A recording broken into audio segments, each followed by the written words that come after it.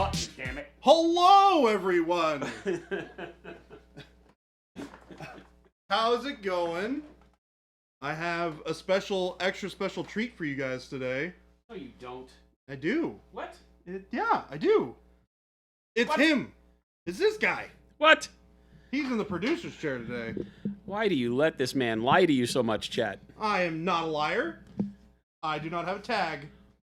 Therefore, am not a liar. Cannot possibly be a liar. I beg to... Oh, cramp! That was really weird.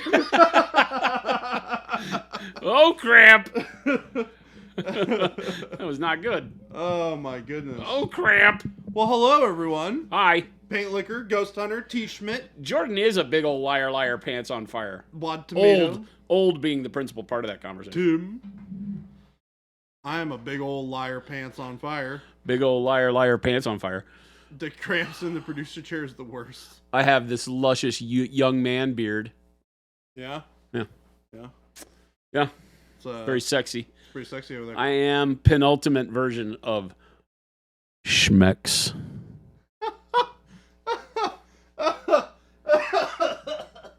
I exude it. I exude it. Something. I exude sexiness. Grumpy old sexiness. The liar tag is the biggest lie of all. That's not true. Whoa. That's not true at all. Whoa. You might think that's the case. But Paint Liquor, your jealousy is not becoming. You'll get there one day. You will also be a liar. You're telling me you think you can believe anybody that has been here long enough to gain a liar's tag? They're still trying to convince you they like us. Oh, that works. Broken Chef, what's going on? But hello, everyone. I hope you're all having a great day. Jason retiring? I retired like 30 years ago. How's that been working out for you? Not very well. I still have to come to work every day, so I think I'm doing this wrong. Yes, I would. As a matter of fact, I come to work 7 days a week most weeks. So I think I really failed this test. Well, we're painting up Black Dwarf today. But he's orange. Finish him up. He is orange already. This is a complete lie. Well, of course. Par for the course. See how it goes around here, people? Black Dwarf, but he's orange. That is Complete interesting, confusion sets in. He's also like the most colorful of that whole gang. Because he's orange. His like armor is like a bright teal. I mean, Thanos is purple. Fair enough. Right? But That's if you take Thanos away, then for the rest of the Black Order, yes. Yes. Yeah. T. Schmidt says all my favorite people, my favorite internet people live here. None of them are trustworthy. Also correct. Favorite and untrustworthy. It says more about you than us. Favorite and untrustworthy. What's going on, T. Schmidt? Broken Chef, thank you for the sub. 5 months. Says, so I want to do brownish shadows, but still yellow. Thinking golden yellows, but which yellow for tips? Okay, whoa. Let's back up. Are we talking hair? Did I miss something? You went from, hey, Jays, how you been, to I want to do brownish shadows, but still yellow. Thinking golden yellows, but which yellow for tips? Cloth. Okay, cloth. Yeah, I needed more definition there. So you're trying to do yellow cloth, but you want to do brownish shadows, but still yellow. Well, there's no... Okay, so the cool thing about yellow is if you want brownish shadows, you can use all sorts of colors. Mm-hmm. You can use burnt sienna if you want it to be warmer, like what he's got going on, right? Because Baby J right now is painting Black Dwarf with kind of orange skin, right? But it trends more towards a yellowish highlight, right? So, if you look at the front there, that's brownish shadows, but it is a brown that is very warm in the form of those deep oranges. Mm-hmm. So you could do that. You could use umbers. Our dark umber and light umber are great brownish shadows for yellow that will keep it in a more of a neutral tone, right? From a temperature perspective, because they're not very warm browns, right? They're more cool. So you could do that. Black brown works. Mahogany works, right? It just depends on if you want that brown to be warm or not. And then for the edges or the highlights on the yellow, you can do pale yellow if you want it really desaturated, but that could tend to make the cloth look shiny if it's too bright. So a lot of times with cloth, you want to stop your highlights at something like golden yellow, so it's not super high value coloring. Does that make sense? Sorry, I'm going to be coughing at you. Broken Chef. Doing a little bit of cleanup here as well. I hope that helps. Since I got a lot of the burnt sienna skin color onto the leather straps and stuff. You also have to paint a bunch of this like bone or weird protrusions he's got on all over his skin. So we're gonna do that today as well. It would be leathery cloth, so it's leather. Yeah, leathery cloth is just leather, right? So yeah, you can go brighter with your color for the yellow tips, as you put it, or the edges and highlighting. It's just going to, as you do so, you're going to make the whole thing look shinier, right? Skin cloth is leather. That's a very disturbing way to talk about it, but okay. That is a rather uncomfortable way to approach describing that thing. Jordan's mic is not off. It is low. Ooh, my mic is low? Yeah. Oh, that's weird. Mine is probably really loud because I'm the big booming voice over here, so that's also not not helping.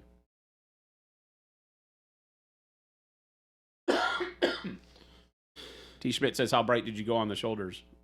The Pale brightest color on the shoulders is warm flash. Yeah, warm flash. Warm flash. Warm skin leather. You guys will see the workup on this soon. Very soon. You shall see.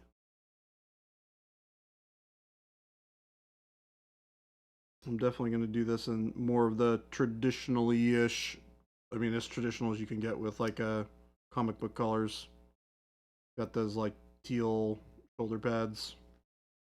Awkwardish, yes. Dark flesh would be a great undertone for yellows as well. Mm-hmm. Yeah, any of the flesh tones could work. The dark flesh, even shadow flesh, even though it has a little bit of red to it, that kind of pinkishness, could be a really good mid-tone for yellows. Yellows are nice and flexible. Remember that, yellow is one of your primaries in subtractive mixing. So you can underpin it with anything. Yep. Right? It's kind of like tofu. You just have to be careful. Well, all the primaries work the same in that regard. You just have to be careful with what their main mixer is and underpinning with that. And for yellow, the main mixer is cyan or any of your blues, because as soon as you start underpinning with blues, you start creating greens. And so you have to make a decision on whether or not you want that to happen with your yellows. I can think of a lot of times where that might be good, and a lot of times where that might be whoops. Might be whoops. So you like I use a lot of dark blue and dark purple when painting shadows, but I would probably stay more towards the purple world when doing yellows so that I don't create that green hue, unless I was doing something very alien. When doing cloth, leather, other materials in yellow, metals, things like that, I tend to choose more warm undertones like oranges so that I get more of a yellow version of the palette that Jordan's working on right now. But it's up to you. The funny thing is you can use greens to underpin yellows better than blues. Oh, yeah. Because greens will start trending in that yellow direction a lot quicker than blues will. So you can get a very dirty kind of weathered effect on, say, Imperial Fists if you did like green shadows. Man, I've never seen anybody do green shadows for Imperial Fist. It would be very, very interesting to see. It works really well especially if you use like black green into like camo green. Yeah. And then start bringing your yellows, especially if you do the camo greens into yellow ochre and then into your regular yellows. It's a really neat color. You love how useless Bridgestone corporate IT is? What tomato? Or Tom, as we call him. Yeah, I'm with Ghost Hunter. Why are you wanting a tire company to have IT? They make rubber tires. I doubt you even need computers involved in that. No, you They only have a little bit. computers for midget porn in between meetings. Oh my god. It's the only reason you need Midget porn in between meetings. Oh my gosh. It doesn't need as big a hard drive to store it. Oh my god. Oh, Jason. You can't take me anywhere, man. Yeah, that's true. Can't take you anywhere. Broken Chef says, now we want to try green shadows for the yellow. Yeah, exactly. Game Delay says, looking at a model I'm assembling and I realized I have a real question. Emotionally, I hate painting with sub-assemblies, but that may just be lack of experience. Do you paint with sub-assemblies, and how do you make the process smoother? I'll back my legs and pollute my britches with well, delight. The answer is neither of us particularly use sub-assemblies super often. Just Grumpy, thank you for that Prime Gaming sub. Thank you so much. 19 months, much appreciated. Good to see you. Not 19 months in a row. I get way too involved with your job and can't always watch. Well, we appreciate you just coming by when you can. Thank you so much. Yeah, sub-assemblies are a weird one. I think a lot of it is personal preference, but a lot of it can also be the dynamics of the model in question. Absolutely. As individuals, you'll always look at a model with a different level of confidence, I think is the way to say it. So you may look at something like Black Dwarf is what he's painting right now is kind of a bad example because this is a perfect model to just paint assembled, right? Yes. There's not a whole lot of overlapping parts or anything. Maybe where the arm and the leg are, if you were really doing this in a very high-end display quality, you might want to try to find a way to attach that arm later so that you could really focus on the pants without, worrying about getting your brush in that narrow area between. But that's really like when I'm looking at models, that's what I'm looking at. It's a very rare circumstance where I find that there's a part of a model that I really feel like I have to paint separate from the whole assembly, because I tend to view things as each part of the model casts its own shadow that affects all the other parts of the model. Right? And so if the model is together, it allows me to understand visually what's going on with that model from the get. And so I find it to be a more cohesive painting experience for me the whole time. Some people don't like that. Some people like to have the cloak off so they can paint everything and then glue the cloak on at the end. One of the biggest things to be careful of is to make sure you're dry fitting your model the whole time that you're thinking about this, so that you know that there's a way to put the parts on that you decide to paint in a sub-assembly without creating a join line, which is where the glue line is, that would mess up paint. Right. And so it's hard sometimes to find the right place to keep a model separated, because then you paint your pieces and when you go to put them together, there's a big old gap. Yep. Or by applying glue onto that spot, you mess your paint up and you have to go back and fill that and then paint it. And you're painting the area where the pieces came together, which is nothing wrong with it. You just have to be understanding that that's going to be something you have to do. I generally find when I do my sub-assemblies, rarely, I do them for parts that I just need to get underneath, or I want to paint both sides of, and then I will glue it on in the middle of the painting process. Yeah. I'll start with everything underneath and behind, and then I'll glue it on, and it will never...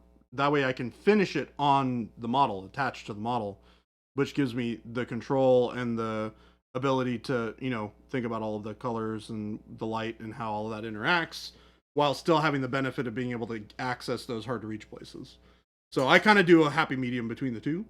Yeah, there are models where I have kept parts off, Yeah. I mean, things like Knights, Knights in 40K are easy because the arms kind of key onto the model anyway. So if it's bulky, then that makes sense. So this would be a good example, too, where you would keep the rider separate. Yeah, because when you glue him on, it doesn't create any hassles. Correct. Yeah. Unless it's one of those where the legs are connected to the mount and the torso connects later, it is. Which is a bummer. It is. Sometimes that's a bummer, New models, I find the newer models that are cavalry-based stuff generally is like that. Yeah. Quite a few. Yeah, quite a few of them are. Game Billy says, good. Justification for me not to change how I do things. Hey. See, we're glad we can do that for you. There are things that are worth changing. That's probably not one of them. Butts 1000 says sub-assemblies are just aesthetically unpleasing. It's definitely, for me at least, it's definitely not as, how to put it? Satisfying? Yeah, it's satisfying to not be looking at the whole model the whole time. I agree. Yeah. There's a part of me that feels like I probably am not making the progress I want to when the whole model's not assembled anyway. Yes. You know? So there might be a psychological component. I don't know that I've ever really delved into thinking of it that way, but I can see that being the case with me, especially. Instant gratification takes too long for me. And I know that sounds funny because I'm not a fast painter necessarily, but the process, no matter how long it takes time-wise, always needs to show progress for me. Like, I need to feel after every session that I've moved in the right direction. Yeah. And sub-assemblies hinder that. Yes, they do. Because I'm always looking at an incomplete model no matter if all the parts are painted or not. So that could be a reason why I dislike it. But there are some models where it just makes sense. Yep. Yeah, I think... What was the one I did recently where I sub-assembled some stuff?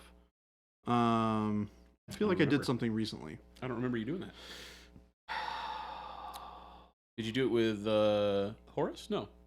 I did do it with Horace. Did you? No. No, I didn't. No. That would have been a while ago. Yeah. Not the sacrifice? No. Nope. Yeah, that model had to basically be... Pretty much had to be put together. Yeah. Yeah, anything with a lot of open area of skin, good luck doing sub-assembly. So hard. That horse is a lie. Jordan didn't finish it. Also true. I did finish it. No, you didn't. I just didn't finish it during the challenge. But we tied first anyway, so it was okay. No glue, just pens. No glue, just magnets. You don't glue anything? You're crazy. You're so nuts. You so nuts? Why am I so nuts? Sectoric 6, oh, look who got promoted to couch position. I am in the uncomfortable producer's office chair. Yeah, it's not a great chair, to be honest Every with you. time I sit in the producer's chair, I remember we need to buy a new chair. I mean, can you do what you're doing from the comfy chairs? No. Oh, that's a bummer. Because I don't have the mouse and the keyboard and all that stuff. Nah. We could potentially make it work in the future, but... Nah. I will sit in the lower right-hand corner uncomfortably for you people, because that's love. That's true love. Old Cat says couch position is mine. Well, there isn't even a couch in here, so I don't know what you people are talking about. There do happen to be two very comfy chairs, though. Yes. Right? Comfy chairs, right there. They are comfy chairs. That is where I should be. It is where you should be. But I'm not, because I'm here. Game Delay says, oh, hey, Jason, remember to buy a new office chair. I'm going to do that right now, damn it. Yeah, I was about to say, that chair is pretty horrible. First, I'm going to soak up the part of my apple juice that I dropped on the table. Uh-oh. Do you need a paper towel? No, I actually picked it up with this sheet of paper that Gabe has here that has, like, instructions on how to produce the show.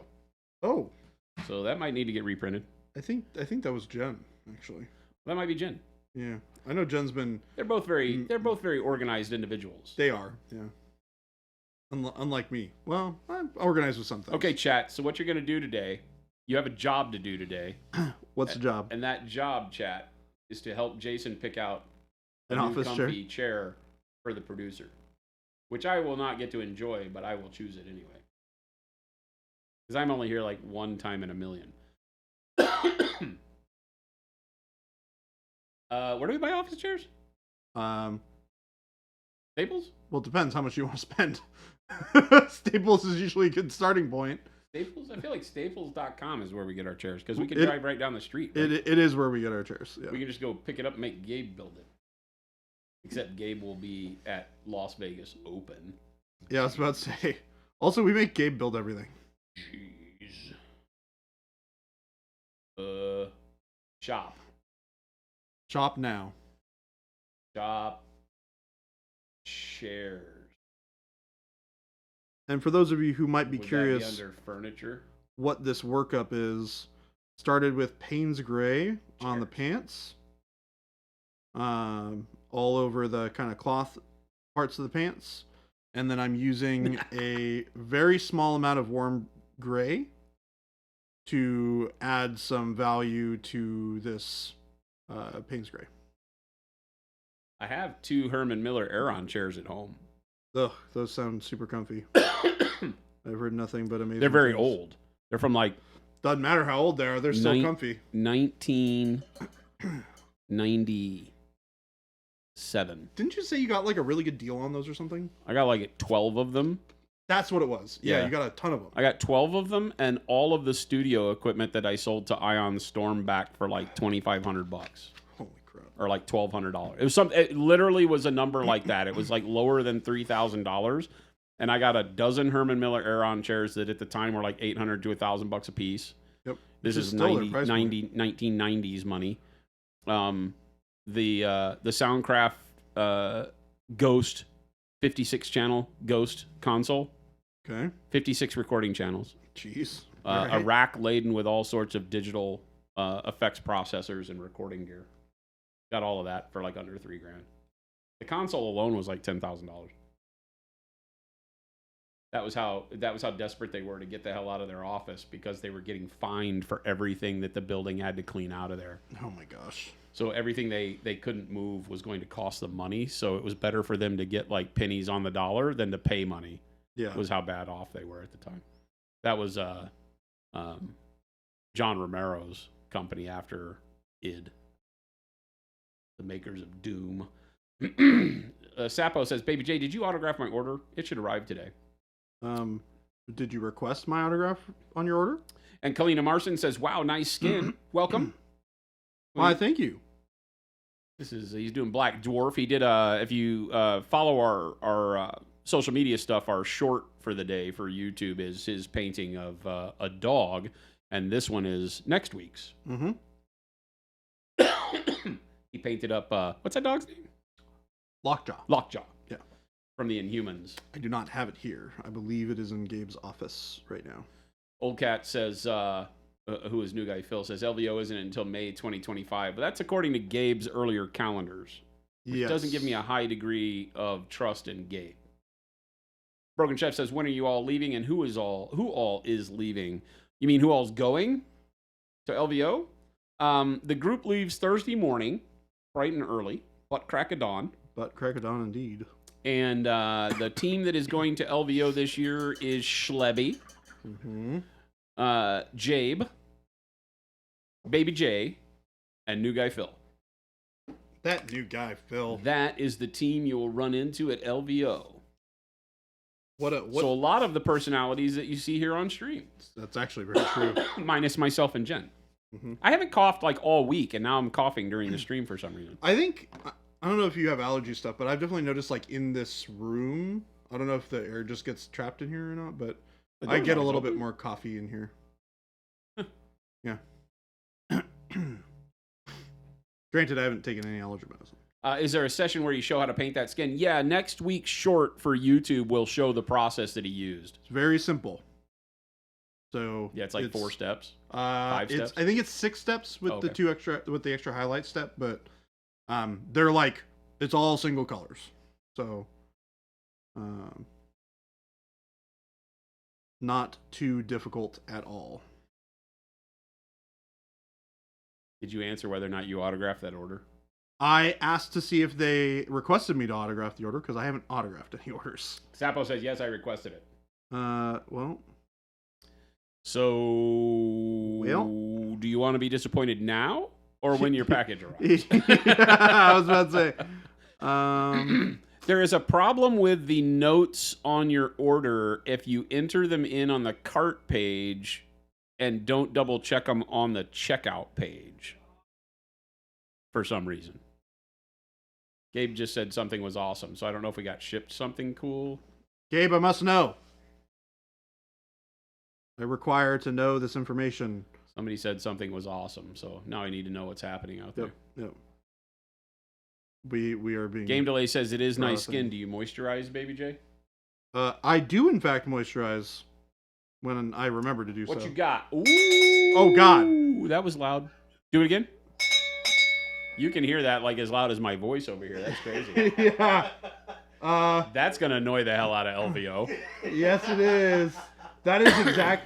So when Gabe said we need to order a bell for LVO, and I pictured in my head what the bell looked like, it was 1000% exactly this bell with the little dangly thing on it. Of course, it's a ship bell. Yeah. You should. Okay, turn and look at the camera. She's very excited. It's loud. That is very loud. Yeah, T. Spritzo goes, that's crystal clear. Yes, it is. Yeah, so that is our all-in bell for conventions. So if anytime somebody buys their first ever bottle of Pro Acryl or goes all in and buys all the Pro Acryl, we will be ringing that bell. So be prepared, world of conventions of nerd stuff. You're going to hate Monument Hobbies. I think that Shelby is going to have so much fun ringing that thing. And Schlebby's in charge of it, so. Yeah, it's going to be... Good luck with that whole thing. Yeah, good luck, everybody. Schlebby says, I'm so excited to ring that thing. Yep. Have you rung it yet, Shelby? Sapo says, I guess it's now. I'll ask for it next time. Oh, so now you're giving me vibes that you didn't request it. Oh, did you lie? Sapo might be a liar. Have we found a liar in the chat? Broken Chef says the lockjaw video will help you with the next project. Yeah, that fur video is really, really good for models. When the short that came out today, watch that one and take a look, and also watch. He painted quite a bit of that on stream, right? You did like a test run of it on stream. I did a test run of it on stream, yes. So there's a stream that'll be on YouTube as well where he does a test run on that one. Would have been last Monday? Yeah, I think so. But it's a great way to think about doing hair on models that don't have sculpted hair or very little hair in the sculpt. Yes. So using the brush stroke texturing to create that visual that makes a model seem more alive. Because so many of the models, the plastic's just smooth, but you really wanted to have some hair or, you could even make like a guy like this look like he's furry. Yeah. Yeah, absolutely. Without having to worry about the sculpt doing it with just a little bit of extra work. So it's a great way to do it. Balding models. Yes, most models seem to be bald. Draven says, speaking of Pro Acryl, any idea when the base set will be back in stock? We're hoping tomorrow. It may be later today. I don't remember what color has to wait for tomorrow morning. So be checking throughout the day today because they may get all of those colors by the end. The close of business here is 4 p.m. Mountain Standard Time, so right after the stream ends. Just make sure you're checking. We had big distributor orders that we entered at the beginning of the week, so I took the base set out, and we were hoping for it to be in yesterday, but it should be back in today. If not, then it'll be in the morning. Around here, if you ever see anything out of stock paint-wise, it's generally going to be like a week at the latest before we get it into production again. Yeah, we're usually right now we've been behind on Noosh and the fluorescents because they sold a lot quicker on introduction than we ever believed. And so we're a little behind on raw material for those. So those are going to be a couple more weeks. And excuse me, I apologize for coughing so much.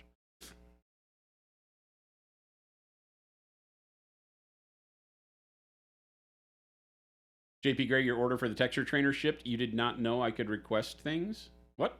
I mean, there's a notes section on orders. We don't promise we do any of those things, though. Yes. Sometimes we are very busy. We've had requests for people that want us to like draw silly pictures on the box. We used to do that. Sometimes we don't do that anymore because we don't have time. But yeah, we try to take a genuine look at people's requests. Like if you were to send in an order and say, I want Baby J to sign this, he could probably do a couple. Yeah. Yeah, I would be happy to do a couple. But you got to put it in the notes. And it's got to get to my desk because I don't read the notes on every order that comes through. He doesn't see any notes. I don't see any of those. So it can be very difficult for me to fulfill those requests if they're not. Request for Jason to hug the box before it goes out. I hug every box. True. Every box in this building gets my seal of approval. Well, hold on. Does it get your seal of approval or does it get your seal of approval? They haven't seen that yet. Oh, it's coming. What about Wet Willy requests? I mean, if you slip an extra 20 in your order. What was the request? Wet Willies. Oh. Request for Baby J to serenade Jason as your order is packed. I'd be down. All right, love songs, go. What love song are we talking about? You just got to go. You got to make it up. You got to Barry White me, baby. You're not packing any orders. I am disappointed. I gave him permission to sing, and he floundered it. Do I have permission to sing? No. Not now, because you wasted it. You had it. It was floated right up there, and you failed miserably. Jason's gonna pack you your order, and you're gonna love it, And Jason's giving you all sorts of love to sing today, 'cause I get to sing in front of you. Oh yeah, woo! I'm singing really bad, so Jason hates every moment of this. Is he done yet? Is he done yet? There's my One more time with feeling. one more time with feeling. Avian's like, you lost that love and feeling. Whoa, that love and feeling. You lost that love and feeling, and it's gone, gone. Whoa, whoa, whoa. Boom, boom, boom, boom, boom, boom, boom, boom. Baby, baby, I got down on my knees for you. What's going on here? You can't leave us alone for a minute, man. There's no singing. There's not supposed to be any singing. Gabe is correct.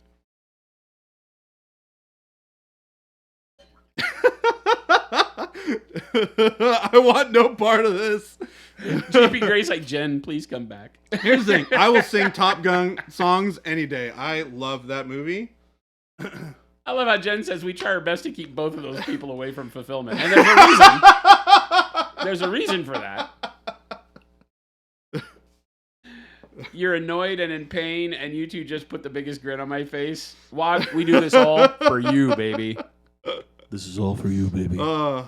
I need to listen to that song a lot more. That's going to be the song that I go to all the time now. E. Carlson asked, how well do your paints handle being shipped in the cold? So an interesting fact about our paints is that we triple freeze thaw test every formula. And so that's part of our approval process before a color ever gets sanctioned for production. So we go through quite a bit of effort to make sure that's done. Now, that is only done, right, down to negative 18°C. So, you're down below freezing, but you're not into a level where if it sits at like minus 30 overnight in a truck, then it could still freeze into, I won't say solid, but it can start to crystallize. And any water-based product, if it crystallizes, meaning that it freezes, and you know what it looks like, because you can see like the snowflaking inside as the water freezes, actually freezes. That's not good for any water-based product, right? So as long as it's, not sitting, we always just recommend if you're going to ship our paints during the winter, make sure you ship them to a location where somebody is there to receive it. Don't ship it to someplace where it's going to sit on the porch. Right. Because if it's like snowing or if it's, minus 10 or 0 degrees outside and then wind chill on top of it on your porch, you may see problems. JP Gray says, what is C? I thought F was the only right way. Correct. Freedom units.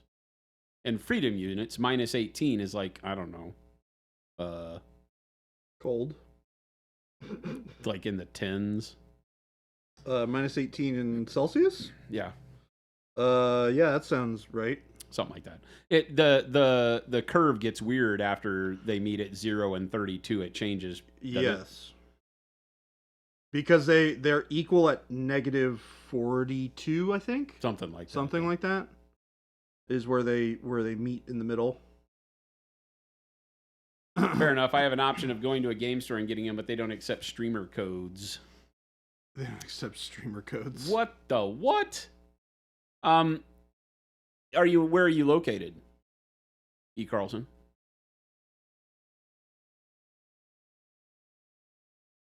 Oh, in Wisconsin.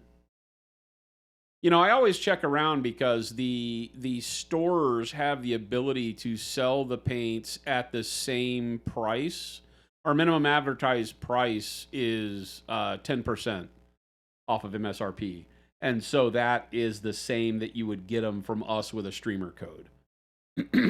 So we try not to compete directly with our retailers. So the deepest discount you'll find on our website is equal to what they can sell it for. Now, they don't have to sell it for that. They can sell it at MSRP.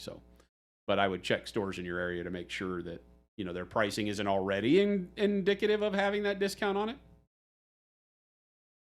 Because a normal bottle of paint is $4.65. So, you can see people selling it in like the $4.20 range, and that's the same that you would get it from us if you had the streamer discount applied. How much does it cost to get a tour of Monument? That's right. However much a plane ticket from where you live costs and a ride to our front door. Yep. And whether or not we like you. That's the expensive one. Do you like what we do? Then we probably like you. This is JP Gray we're talking about. Oh, never mind. We don't like you very much. He requires special kidding. handling. Just kidding. Awkward. It says it's definitely -1 degree Fahrenheit right now with a -22 wind chill. Yeah, people can't live in that. What is it with all of you people and having really cold weather these days? Our weather over here is really nice and warm. People literally can't live in those temperatures. I've read books, I know. I've read books, I know. None of which were about cold temperatures, but they still make me smarter. Jason, Sir? I'm concerned Why? about your previous statement. I read the Thing, and nobody lived in that book, and it was very cold. Don't So some people logic survive? dictates that people can't live in that much cold, because that was definitely the reason everybody died. Yeah. Uh-huh. There wasn't like a thing. Jen was about so new guy Phil said to JP, he says, "I like you, JP. I'll show you around." And Jen says, "I was just about to tell him he'd have to get around new guy Phil. Apparently, we need to rethink our security around here." Turns out security is pushover. Game Delay says, "Jason has a point, baby J. Why you got to be this way?" Oh, don't ask that question. That's a whole can of worms. I have to be this way because I was built this way. I was instructed. I walked into the office today and Schlebby was checking brushes, left-handed ones, by the way. And I looked her dead in the eyes and I go, "Schlebby, don't go changing." And then I turned around and walked into Baby J's office and stared at him. And he looks at me and he goes, "Me, on the other hand, probably need to change." I didn't even have to say anything. We just have that communication. I knew exactly what was coming for me. I knew it the minute he said it to Actually, Schlebby. I was just there to make you feel awkward. I was going to tell Gabe he needed to change. Well, you did also say that he needed I did to also change. tell Gabe he needs to change. I didn't ever tell you you needed to change. I just laughed when you said you needed to. I let you dig your own hole. Hey, man, I like digging holes. E. Carlson says, "After living in El Paso, Texas, I question myself every winter on why you moved back to the Midwest when you had the option to be moved anywhere in the U.S. for free. Like Phoenix. It turns out that hot, much better than cold." Yeah, I would agree with that. I used to argue that. I used to say that you could only ever take off so many clothes and you'd still be hot. Whereas in the cold, you can always put on another layer. So you can always prepare yourself better in the cold than in the heat. But I grew up in Dallas, Texas, right? And it was always hot until it was winter. And then it was cold as balls, right? So you got like the best of both worlds, or worst, whichever way you look at it, because it was also humid. And now being in Phoenix, yeah, we can have like 45 days of 110 plus in the summer. But as long as you don't go grabbing metal things for a living outdoors, you're pretty much going to survive and not feel like it's the worst thing ever. You should also drink some water, too. I think we should Yeah, also you got to drink a advise lot people more to do water here. But once you get over that part and you stay hydrated, this place is easy. And the winters, oh my God, come on. Come on, dude. What is it outside right now? Like 72? It's, is it 70 today? We went out to lunch. Today was Schlebby's 1-year anniversary lunch. We take the crew out for every time they have a year anniversary, we take them out for lunch. And so it was Schlebby's time. And so she picked a restaurant that we went to, and the first thing we thought of when we got there, they're like, "Would you like to sit indoors or out?" You guys sit outside? No, we Oh. sat inside because we wanted to be able to talk and stuff. But the it was definitely a day where you could have done like lunch on the patio and felt that really, seems- really good about it. 67 degrees, the sun's out, so good. Yeah. I definitely So noticed. Kyle and I went out to lunch today, and when we walked outside, I was like, "Oh, it's like actually nice and warm outside right now." Yeah, E. Carlson, I think you got it. Hot is simply uncomfortable. Cold is pain. Yeah, and I always think back to my shop in Colorado. I'd be working on motorcycles in the dead of winter, right? Like you can't go outside, so I'd have what heater I had. I had a propane fired heater hanging from the ceiling in my shop, and it wasn't big enough to heat the whole shop, but it heated the area around it very well, which is where my welder and my lathe and my mill were. Yeah. So most of my metal work I could do in a fairly well heated. I also had a floor heater that I could move around. And a lot of times I was banging on metal, so you're generating your own heat, right, with torches and stuff.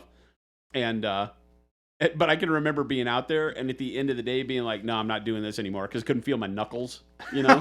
Yeah, Oh I've my been that cold God, before. dude. It's never so hot that you feel like if you hit your knuckle on something, you're going to cry like a baby. Yeah. But it gets cold enough to where you're like, if anything touches my knuckles, I'm going to scream. Well, the thing is, cold will kill you faster than heat will. Oh, yeah, by far. Hypothermia is no joke. Not a joke.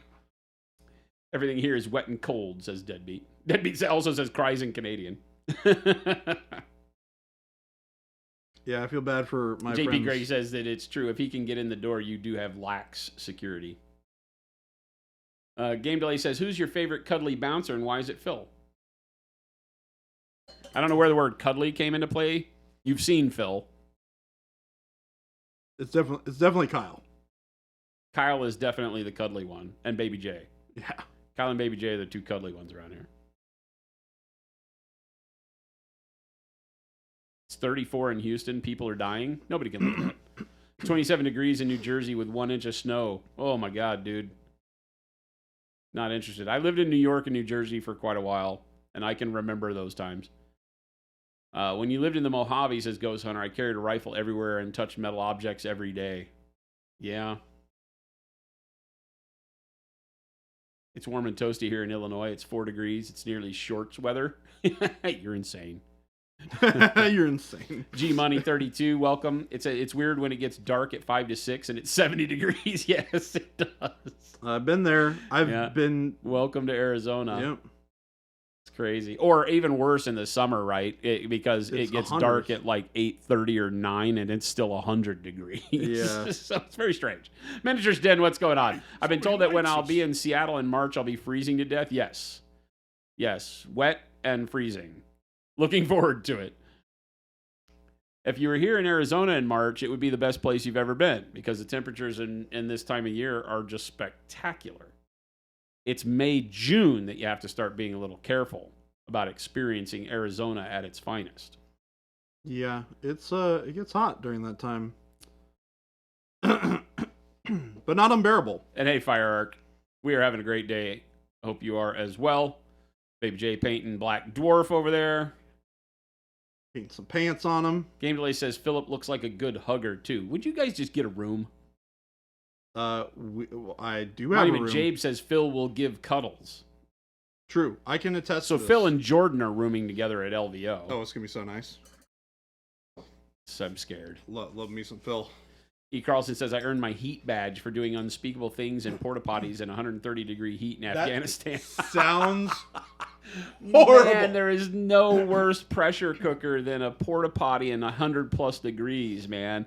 That awful blue chemical stank from porta potties is just wrong. It is just wrong. Wrong is an accurate term. Wrong.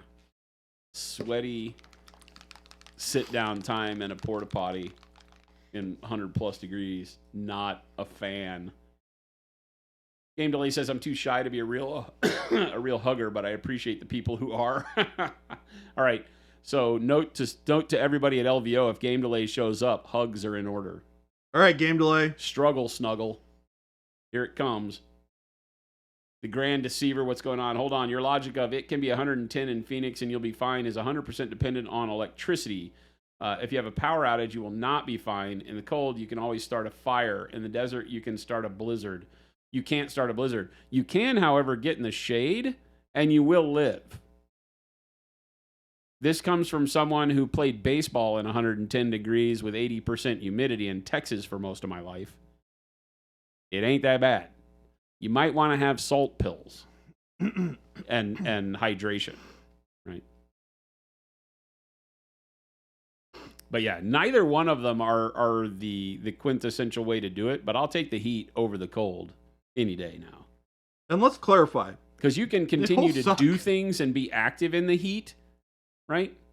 Whereas in that cold where you start the fire, if you go 3 feet away from the fire, you're dead. Hi, Paulie. Thank you for the follow.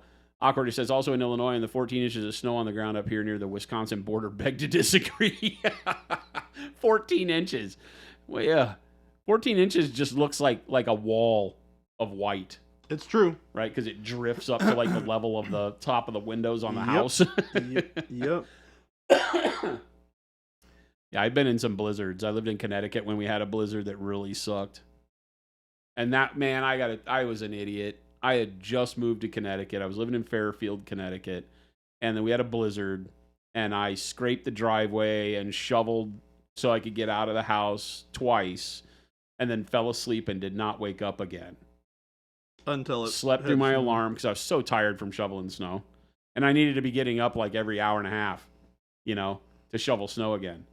And so in the morning when I got up and I come out my back door, my neighbor looks at me and he goes, "You didn't shovel again last night, did you, after I saw you?" And I was like, "No, man, I fell asleep." And he just laughed at me. I went to shovel it. And you get that weird depth perception that happens when you, like if you stick a stick in water and it doesn't go down as far as you think it should based on the way the water looks. You're like, what did I hit? So I shoved the shovel into the snow and it didn't go down as far as I thought the driveway was because there was like 2 inches of ice. See, I didn't leave the house that day. I had to call a cab and have the cab come get me to take me to work. Horrible.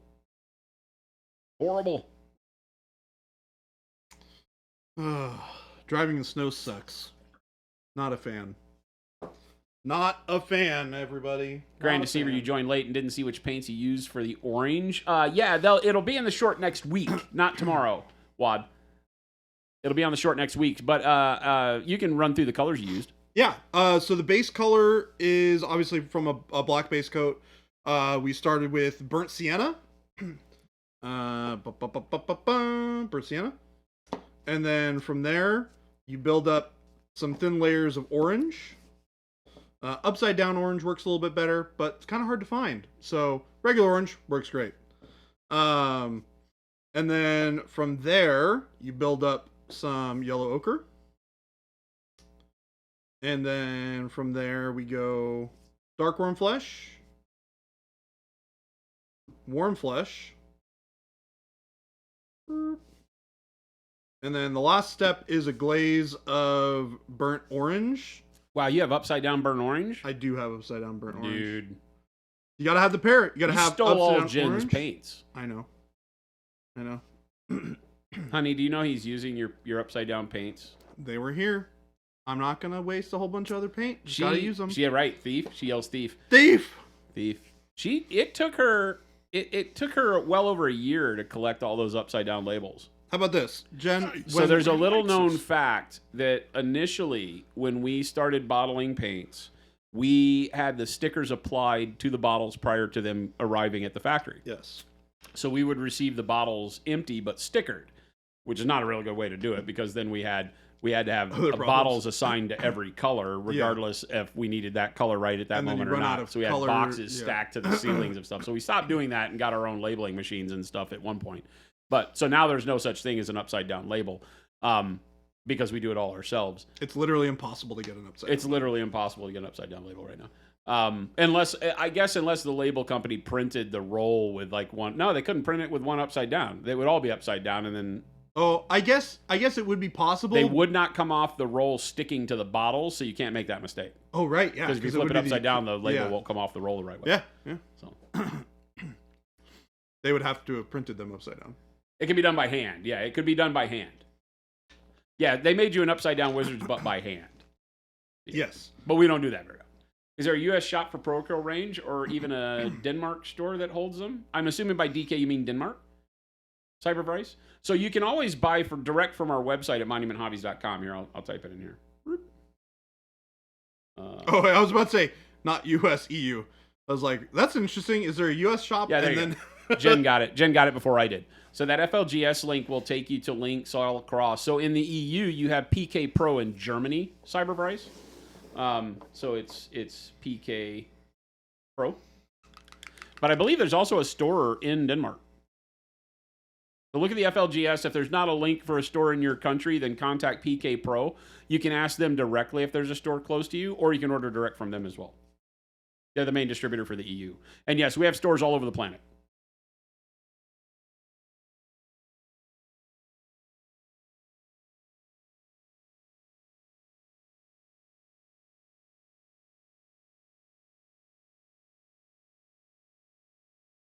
They made you upside down wizard's butt by hand. It sounds better in any context, or sounds weird in any context. It's not wrong. Awkward as Panda says, won't go into specifics, but I'm in the FNW burbs in greater Chicago, so we're pretty close. FNW? What does the F mean? Far Northwest burbs? Maybe that's what that means. Ski resorts in Utah got around 80 inches over the weekend. That's a lot of inches. That is a lot of inches. Last time I checked, that's damn near 7 feet. 72? Here in Minnesota, when it's so cold, the ice starts to build up on the inside of the house, like on the inside of the windows. I've seen that before. Where else do you mean on the inside of the house? I've seen sweat on pipes freeze on the inside of the house, and the moisture on the inside of the windows build up down towards the bottom of the sill and freeze too. That's when you know it's cold. I really like sleeping in those temperatures where it's so cold that as soon as you move a little out of your position in the bed, it's that shiver of iciness. Oh, God. I like the warming up part of that after it, though. It's very refreshing. I sleep the best in that kind of weather. Really? Yeah, oh, yeah. Oh. Because part of your brain doesn't want to move at all because it knows what's coming. Ugh. I have a hard time when it gets that cold. I have a hard time with like cold mornings. Are really tough for me. My body just does not want to get out of the warm bed with the covers. No Denmark stores yet. There may be Cybervrice on our site. They don't always let us know the stores. So like I said, contact PK Pro and ask them directly. But you can also just get shit straight from Germany. That should be easy. Hey, somebody likes us. They stock all the product. Slayer Street, what's going on? Slayer Street, what's up? So this is a mix. And Jaglol, thank you for the follow. This is a mix of turquoise and dark jade. It's actually a really cool color. Ghost Hunter says, I'm waiting for dark sense of humor to be in stock. We should make dark sense of humor. We have bright sense of humor and dark sense of humor we still need to make. Did somebody... We have not sold a bottle of sense of humor yet. Oh, okay, got it. Everybody, we've had a lot of people ask us what happens if they purchase sense of humor. Do they actually get something, or is it just for the memes? And I've responded to everybody stating that as soon as we sell 3 bottles of sense of humor, I will pay to have the sculpt made of the Pro Acryl bottle with the Groucho Marx glasses on it as a brush holder. So you would have a Pro Acryl bottle with Groucho Marx glasses and 2 arms holding brushes for you that it would be stable enough to sit on your desk and hold brushes. So funny. But I'm not doing it until somebody buys. And if I recall, one is painted. They're painted by. Yeah, we have to paint. Like you get your me, sense of and I humor believe bottle would Gabe. be painted by myself and or Jordan or Gabe. Yes. Old Cat says I'm buying 2 right now. There's no discount on them. Old Cat's like, I'm buying them for 50% off. That's still a lot, dude. There's a lot. Sapo says, what's a good recipe for rope? I like dark golden brown as a start for rope. Dark golden brown, then mix in golden brown, then finally golden brown, and probably khaki as a highlight. Makes a really good rope color. Yep. And then you can use brown transparent as you need if you want to make it darker or something. But that gives you a really good kind of, it could be hemp or it could be, twine or whatever kind of rope you need with those colors. Jason stole mine. It was basically exactly that. You'll buy 3 full price next Christmas as long as you promise that Jabe doesn't paint in. Wow. Wow. I thought you guys was friends. Sapo says there's a hemp color. No, it's khaki. But it will give you the color of hemp.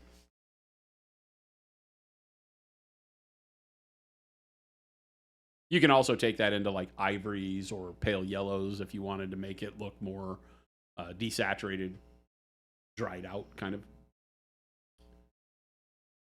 Yeah.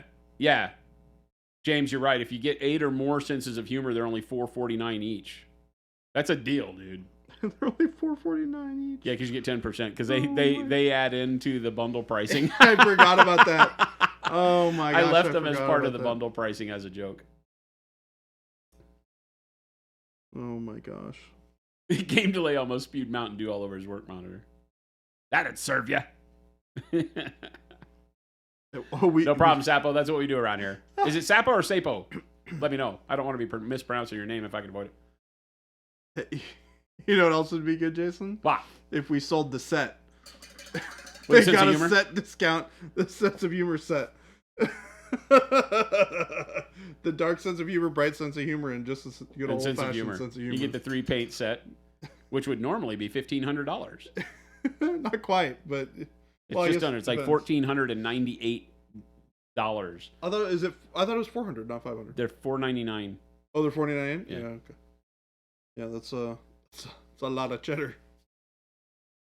I almost spewed Mountain Dew over my work monitor. Well, Oh, and dry sense of humor for dry brushing. Oh. Now there's 4. That's $2,000 worth of paint. But if you buy it in the set, it's like $1,600. That's worth it, dude. Gosh. Whoa, so wild. Cuthbert Allgood, great name, by the way. I prime in black. What would be the best way to do bright yellow over it? Okay, so one of the big keys in painting anything in pretty much in miniature, because we start from dark base coats due to the need for shadow and volume built up. Some people will use white base coats. And if you've done that, you've committed to painting all your shadows in by hand pretty much. And there's nothing wrong with that. That can be a really good way to get brighter colors like yellows and oranges to take root quicker in your painting process. But the real way to do it, and the real way you would be doing that if you were painting, like, say, a canvas, is you would start with a darker version of the color, right? Think in terms of, like, triads, or if you watch us, we typically don't use, like, if we were going to, say, paint yellow, we talked about it earlier, I would typically grab a color like mahogany or burnt orange or burnt sienna and base my model in that, depending on if I wanted a warmer shadow tone, or I might choose dark umber, a darker brown color, and do that. Then you can mix the yellow, like if you were using like our golden yellow or our warm yellow as a bright yellow, you could mix that into the darker color to get a mid-tone, right? Or you could just choose to use a color like yellow ochre, right? Which is kind of that. It's a mid-tone yellow. You could use yellow ochre or one of the flesh tones. And use that as your next layer. And then you really only use that bright yellow at the end, right?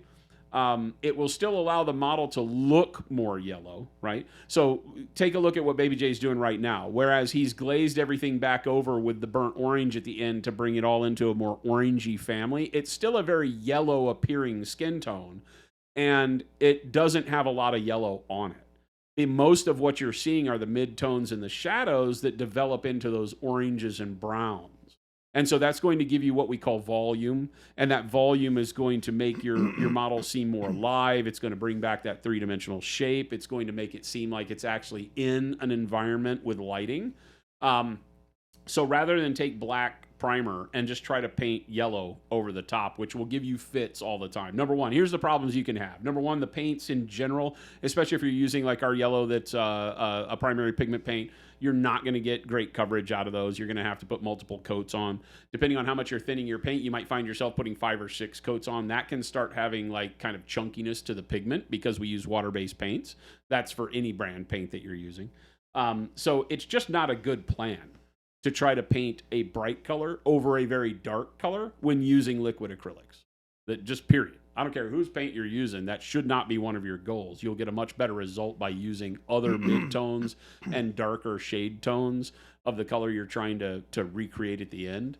And that goes for everything. Like if you're trying to paint a model bright blue or turquoise, you're always going to be better off starting with like a dark blue or a dark green, like dark jade, and then mix and build up to your turquoise than to try to put the bright color on your dark base. You're not going to get very good contrast by doing that. And ultimately the model would have benefited more by priming white. Right? The real benefit you get from priming black is to use that first color you lay down as a base coat to be a darker version of your final color, because it's going to blend in with that black base better and give you your better shadows and depth that you can then build your brighter colors up off on. And by the time you're painting your bright color, it's really going over a color that isn't very dark at all. And you can put it on in 1 or 2 coats. Save yourself paint, save yourself time, get a better model. Make that part of what you do. Gameplay Warrior, if you're doing bruised and decaying flesh, like zombies, would you start with the bruising, then work up to better looking skin, or start with normal flesh scheme, then work in the bruising and discoloration? Either. How do you like to paint? I prefer to underpaint. It's kind of one of my go-tos for when I'm painting, especially skin tones. So I tend to paint like the purples and the yellows and the greens and the reds first, and then glaze the skin tone over the top, and then go back with things that, you know, I want it to be more bruised here, more green here. I might go back and glaze those colors back in later, so it's kind of a balancing act of the two. But you can definitely paint the skin as if it was normal, healthy skin, whatever color you choose to do, and then glaze the bruises on over the top. The one thing you have to be careful of is that bruising happens subdermally, meaning that it happens under the skin, right? Because it's blood vessels bursting and muscles tearing and things like that under the surface of the skin. So there's always the coloration of the skin over the top of that. Now, that doesn't mean you can't have really bad bruises that just look purple and don't have much skin tone over it. But you always want to be careful with paint because of the way subtractive mixing works, that if you paint like a purple bruise on top of skin, it can look like you spilled grapefruit juice on the model or grape juice. So you just want to be careful. I like to paint, like if I'm doing tattoos is a good thing to talk about in this realm, because while it isn't necessarily painting a zombie or dead flesh, same kind of mentality. How do you paint tattoos? I tend to paint the model to about 80% of the way to my highlights with the skin. Then I paint the tattoo on. Then I glaze my highlights over the tattoo so that it puts it a layer of skin deep, because tattoos don't write on the top of the skin either. That ink is below the first like 3-4 dermal layers. So, you know, you're going to have the skin color on top of it that can diffuse it a little bit, desaturate those tattoos so they're not pure bright colors. You know, the only time tattoos are like that is when they're like super fresh, or when you put like oils and lotions on your skin to make them really brighten up. So again, that can just look like you painted on top of skin. So the more realistic you want it, the more you probably want to go to glazing over the top.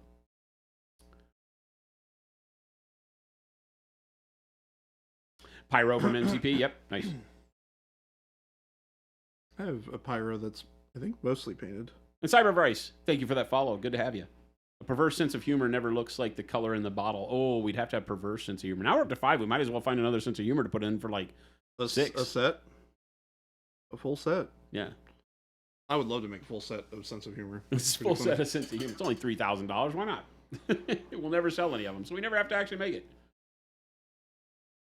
Cybervice says, what's a good place to start the range? You mostly paint bolt action stuff, and I'm about to start some Conquest minis. Ooh, nice. Hey, So, likes us. Cybervice, one of the cool things is that you can build kind of your own color combo like you can with any singles. The base set is a great place to start because it has all of your what I'll call your technical starter paints. You've got our titanium white, coal black, pyro red, the yellow, green, blue, all the simple colors that you'll find yourself using as mixers or base colors. There are a lot of the brighter colors in the line are in the base set, but it also has camo green, mahogany, burnt red, things like that. Expansion set 1 is a kicker for, especially when doing like military stuff, because it has your yellow ochre, it's got dark blue, dark purple, dark camo green.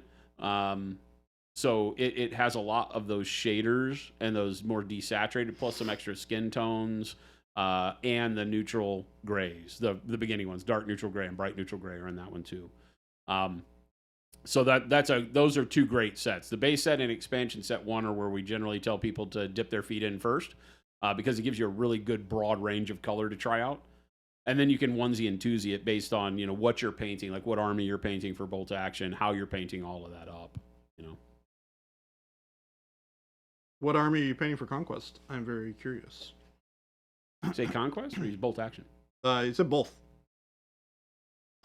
Oh, and about to start some Conquest minis, yeah. Conquest stuff presents with more of a desaturated palette thing too, right? Yeah, for sure. I guess they have some bright colored stuff. They have some pretty cool stuff. I'm very tempted to work a little bit more on the undead Roman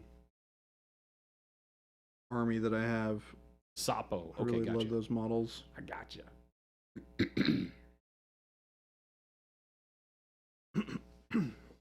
Oh, Lumberjack Tim says the sixth one has to be lack of sense of humor. It's just an empty Oh bottle. my gosh. It's just an empty Oh, I bottle. love it, Tim. That one's great. It is. It's literally just an empty bottle.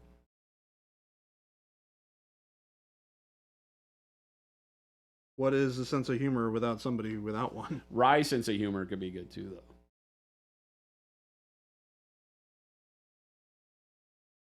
Just started Old Dominion. That's the Dead Guys you do, right? Yeah. I have them right here, actually. Oh, but also really in love with 100 Kingdoms or 1,000 Kingdoms or whatever it's called. Yeah, 100 Kingdoms are all the humans. Is it human? Is it 100 Kingdoms or 1,000? 100 Kingdoms. 100 yeah. Kingdoms. So I have my Old Dominion guys here. He's been doing our tarnished bronze workup. Yeah. That I am in love with. I think this army would look so cool on the table with like 30 of these guys. Yep. All ranked up. Yep. I don't have a video for me painting these specifically. Oh, actually, I did paint them on stream. Yeah. So, if you go back through the streams, I don't even remember You when did I like the painted captain or the individual model, didn't you? them. I did all of them on stream. Oh, okay. It would have been before Gen Con. I think it was right before Gen Con that I was working on them. So August, September? So it would have been July, August, late July, early August. Oh yeah, because yep. Gen Con's mid-August. If you yeah. check out that, there's also the short that I did on how to do this same exact scheme that I did on Troll, which I also Lord of the Rings troll. have right here. And it's the same exact recipe, just applied on a larger model. So, same thing. I think I used He dipped his arm in paint. Why did he do that? in blood. Oh, that's blood? Yeah, it's all the crimson. He is not a nice man. Why it's all shiny. Dweghorn dwarves. Only conquest you like. Do I They're go kind on? of big, right? Yeah. It's a weird one, right? Because the conquest, the idea of the game really got me, but the models just never have grabbed me. My buddy is finishing up. He's got a 100 Kingdoms army that he's been painting up in a really cool quartered orange and green with like silver armor with gold trim, and it looks fantastic. Yeah. So I was talking to him a lot about it over the weekend, and he was like, you should start working on your Old Dominion again. And I was like, I don't really have anybody around here to play it with. He's like, it doesn't matter. You would just enjoy playing it or painting it. And I was like, you're not wrong. You could grab a game of like one-page rules fantasy with them. Yeah, it would be a little bit larger scale, so I don't know how that would work out with the movement because these models are so large. Doesn't matter. You move the same distance. That's true. Doesn't Yeah. matter. Size is irrelevant. I was also thinking about picking up another army just to have a second starter, just so I could like be like, hey, I have 2 starter armies. Would somebody like to try it out? And I'm sure a bunch of people around here would. Yeah. So it's a cool game. It's got a cool rule set. Weird lore. I really like the lore for Old Dominion though, because it's all like humans happen upon this god that all of a sudden starts to become really powerful because it's being worshipped by a whole bunch of humans, and the god starts to go insane and starts to like decay and fall apart and ends up like blowing apart the Old Dominion that has been arisen over this like large centuries of time. Mm-hmm. And grown very advanced and very technologically strong. And the god like implodes and blows up this whole civilization, and they all like come back from the dead. That because the god basically became powerful enough to create like deities below it, and then those deities started like going kind of crazy and stop. They have all these powers, but they don't have any like sentient consciousness to like use them properly. So they're just kind of like hulking. Like weird, like slimy ooze things that are like keeping statues together. It's very cool. Weird lore. Cool The though. conquest models keep getting better. They do. They just announced a new faction, which is all like was it like Eastern or West Asian inspired. It's like kind of India, that sort of thing, but it's all like sorcerer based stuff. They have like elephants and stuff like that, which is kind of cool. It's a neat vibe. That might be interesting because I just don't. The Greco-Roman thing is lost on me. No, yeah. The Minotaurs, when I saw that, looked kind of cool, but the rest of the models that came with them just were like, meh. There's some wolf guys, right? There's some werewolf-looking guys. Are there werewolf guys? Well, they have the like Norse, like Viking guys. I think they may be part of that. I think there's some werewolves in that just came out. It's like a unit of like 3 of them. Yeah, they're on the bigger bases. Yeah, the big bases. Larger models. Yeah. This Old Dominion has some Minotaurs as well, which is interesting. Yeah, the Dwugholm are also really cool. I really like the way that the dwarves look in this game. They have really like blocky, big, bulky armor. Panic Bomb. Yeah, I thought I saw them. I didn't know they were new, but I did see them just recently. So the werewolves are new, he says. Songer asks, are there any other rank and flank games out there? Old World, Conquest, A Song of Ice and Fire. Kings of War is the best. I've never played Kings of War. Kings of War is by far the best of any of the rank and flank games. Mantic makes it. The problem with Kings of War is that the models have been atrocious for so long if you bought the regular Mantic ones because they use their crappy resin molds. But now that they've started using Cyocast, I believe, their models are much, much better. Oh, okay. And they have some hard-molded plastic now, too. So they've been really reinvesting and getting good miniatures going. Fantastic. Yeah, Kings of War is fantastic. As a rule set, it brings rank and flank style play into an attainable level. So many of those games are very crunchy. Warhammer Fantasy, what killed it was that, number one, it had way too many SKUs, way too many armies with way too many models, and they couldn't make money on it. But also the rules were a little crunchy, and it didn't appeal to everybody the way I think it needed to. It was the best GW game at the time. I loved it. I didn't play 40K. I only played Fantasy when I worked at GW, really. And it was a great game, and Old World, I think, will just be that again, you know. But the the Kings of War game is great. You have a bunch of stuff for it, don't you? Yeah. I have one army. Oh, okay. I have the I don't know. I always want to call them Night Haunt, but that's not what they are. It's the Nightmare monstery guys. Okay. 10X, this is Black Dwarf from Marvel Crisis Protocol. He's part of the Black Order, Thanos' henchman. Joshy Josh says, any tips for black on Chaos Space Marines to help give it more volume? Yeah, we'd show you a fantastic black painted miniature if Baby J didn't give it away. Oops. Oops. I did that. You have anything with black armor? You want to grab that Raven Guard model over there and you can show him that? Yeah. Generally, the idea for black armored Space Marines is to find a way to introduce some blue. Black does really, really well with blues and or purples.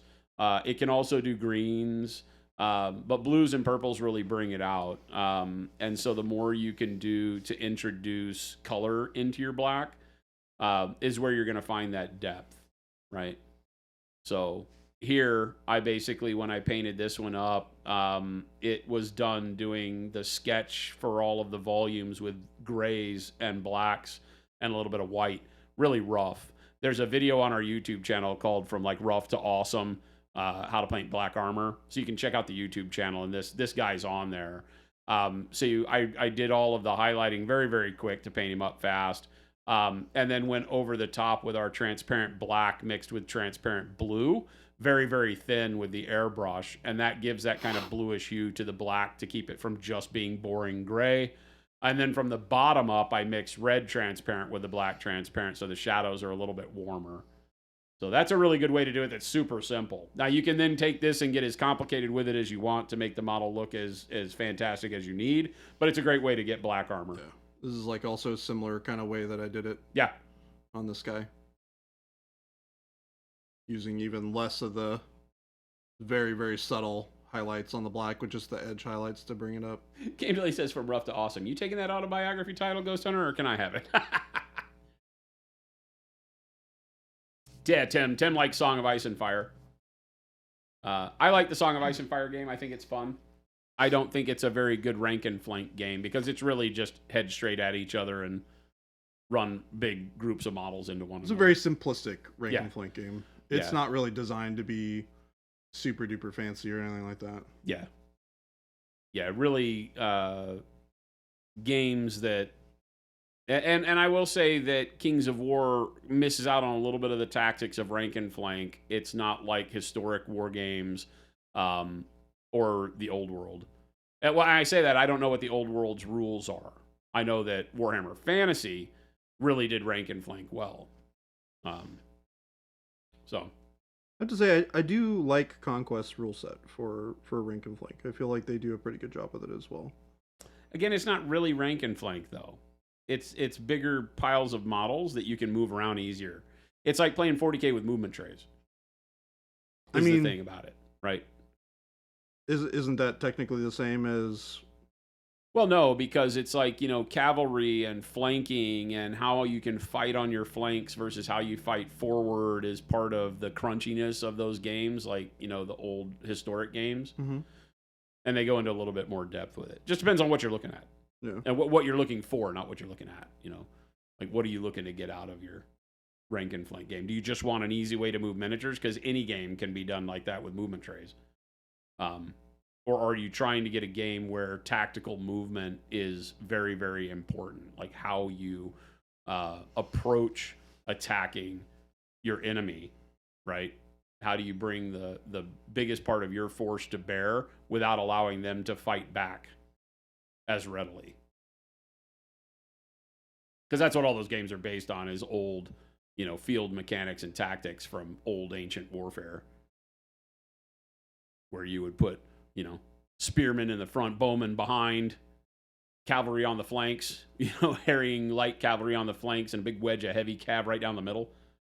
Split your foe and then hit them on the sides in a pincher move. Kill them all. Turns out you can't fight very well to your left or your right when you're looking straight ahead. But those games get super crunchy, which is why not a lot of people play historic games anymore. That whole world is dying.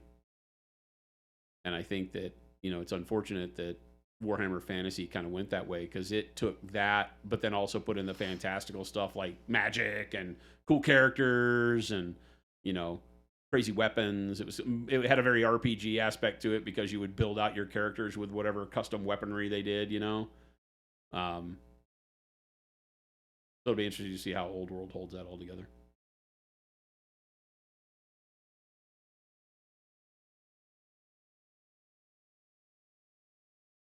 Josh, yeah, and feel free to ask any questions if you start painting down your black armor and want to know how to get it exactly like you need it. We are always here to help. Ghost Hunter says, I'm not awesome, so you can have it. Jade says, using some relaxed and chill jade. What are you using right now? Turquoise? I'm using turquoise with a bit of darkworm flesh mixed into it. Just a really, really small amount of it. He can't leave colors alone. He puts darkworm flesh in everything. I do. I love It's darkworm literally flesh. his siracha. It kind of is. Or Mike's, what is it? Mike's Red Hot? What is that? What is the one that I put that on everything? Oh, I don't know. Like hot sauce, some hot sauce. Mo, what is going on, big man? We got Mo. We got a Mo in the chat. What's up, Mo? I don't think Mo loved us anymore. I haven't seen him in a while. That's true. I haven't seen Mo in a while. He doesn't like us. Mo's been around. Frank's Red Hot. That's what it is. Mike. I said Mike's Red Hot. Uncle Tim's Dynamite. Yeah, it's Frank's.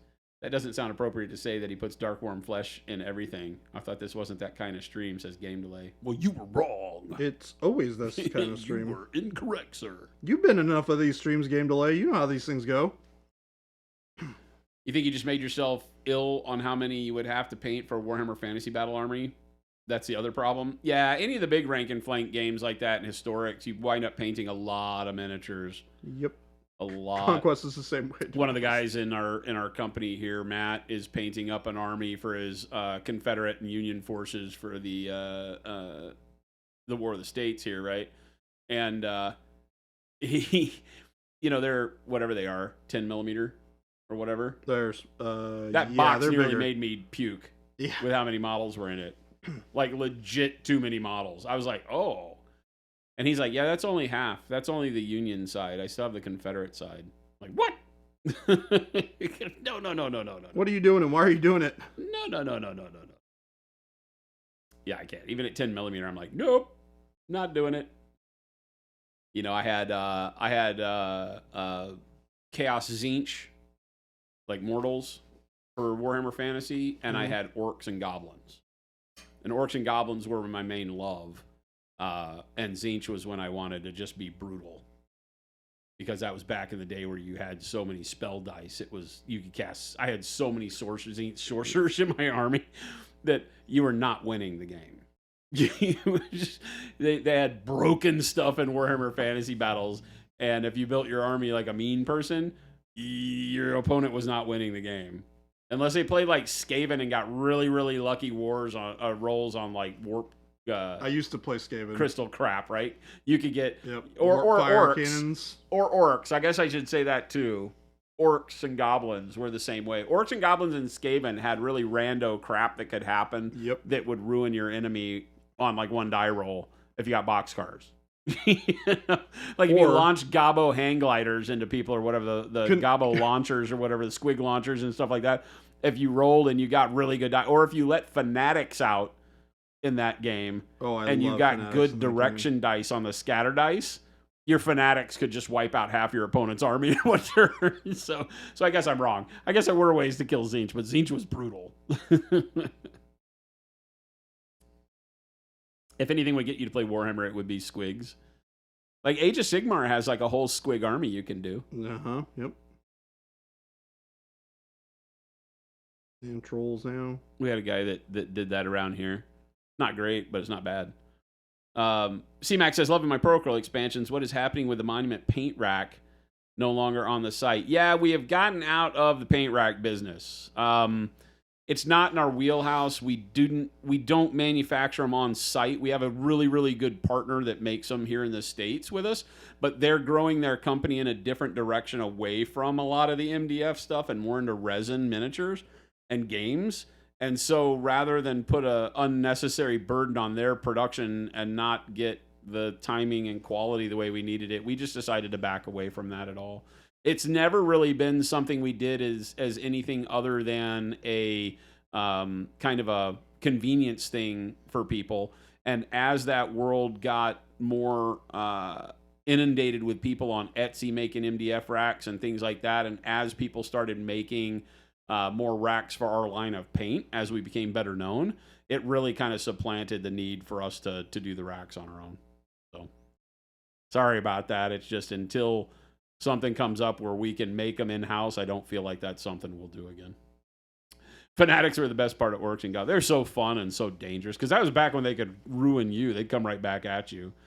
The first turn, you were always guaranteed that they would go forward into the enemy, but after that, they'd hurt you just as bad. That was the whole Orc and Goblin army. I was either going to beat myself or I was going to beat you.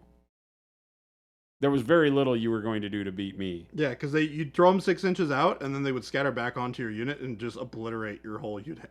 Yeah, you had to put them in a unit that could survive getting into combat, because then you'd release them right in the face of that, and it happened like they would happen in the charge. You would charge, release the Fanatics. Fanatics would do all their damage. You'd complete your charge and fight, and there'd be nothing left. And then the Fanatics, you would just hope the next turn didn't come back on your units, you know? But you had to put them in, you couldn't put them in Black Orcs. You had to put them in regular boys or Gobbos. Yeah, and I think they took away the ability to put them in boys at one point in time. Well, I think it's always been better to put them in Gobbos because the Gobbo units are so cheap. Huge. And cheap. They're huge. So you just stick them in those units, you run them in front of your regular army, you have them... They were your meat shield anyway. Yeah, exactly. And then if it blows up your meat shield, oh well. I think you were just describing the best part about that whole army, though, is that you got to play all of your greenskins. Yeah. Like, you literally just played whatever greenskins you wanted. I hate the fact that in Age of Sigmar, goblins and orcs are not part of the same army. I agree with It's the stupidest thing they've ever done. Well, not the stupidest thing they've ever done, but it's up there. It's up there. Because the whole storyline about how, you know, runts and boys and bosses and how they got bigger and darker and meaner as they got older and survived more battles, that was just the funnest thing, you know. You had black orcs that were like the elite of the elite, mop up the whole battlefield, but you just couldn't bring many of them. Black Templar Assault Terminators, 4th edition, preferred enemy, and lightning claws. Reroll hits and wounds, then sweeping advance. Yeah, exactly right.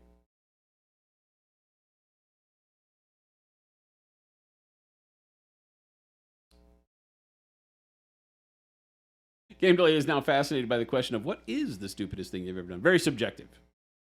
We don't like to talk bad about other businesses in our industry. Mm-hmm. It's hard to avoid Games Workshop, though, because they are like the 900-pound gorilla, right?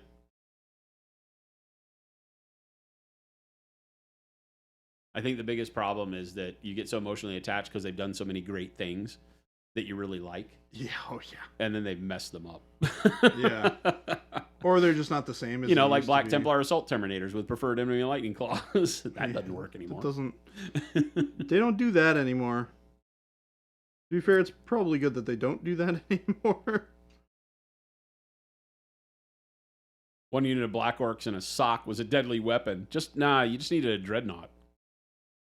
You needed that freaking named Space Wolf dreadnought. Or the Blood Angels what's one. His name? The Bjorn? Furioso. Yeah. A dreadnought and a sock was a good home defense weapon back in the day. That is true. Malak III says, my God, that orange looks great. Isn't that skin awesome? Why, thank you.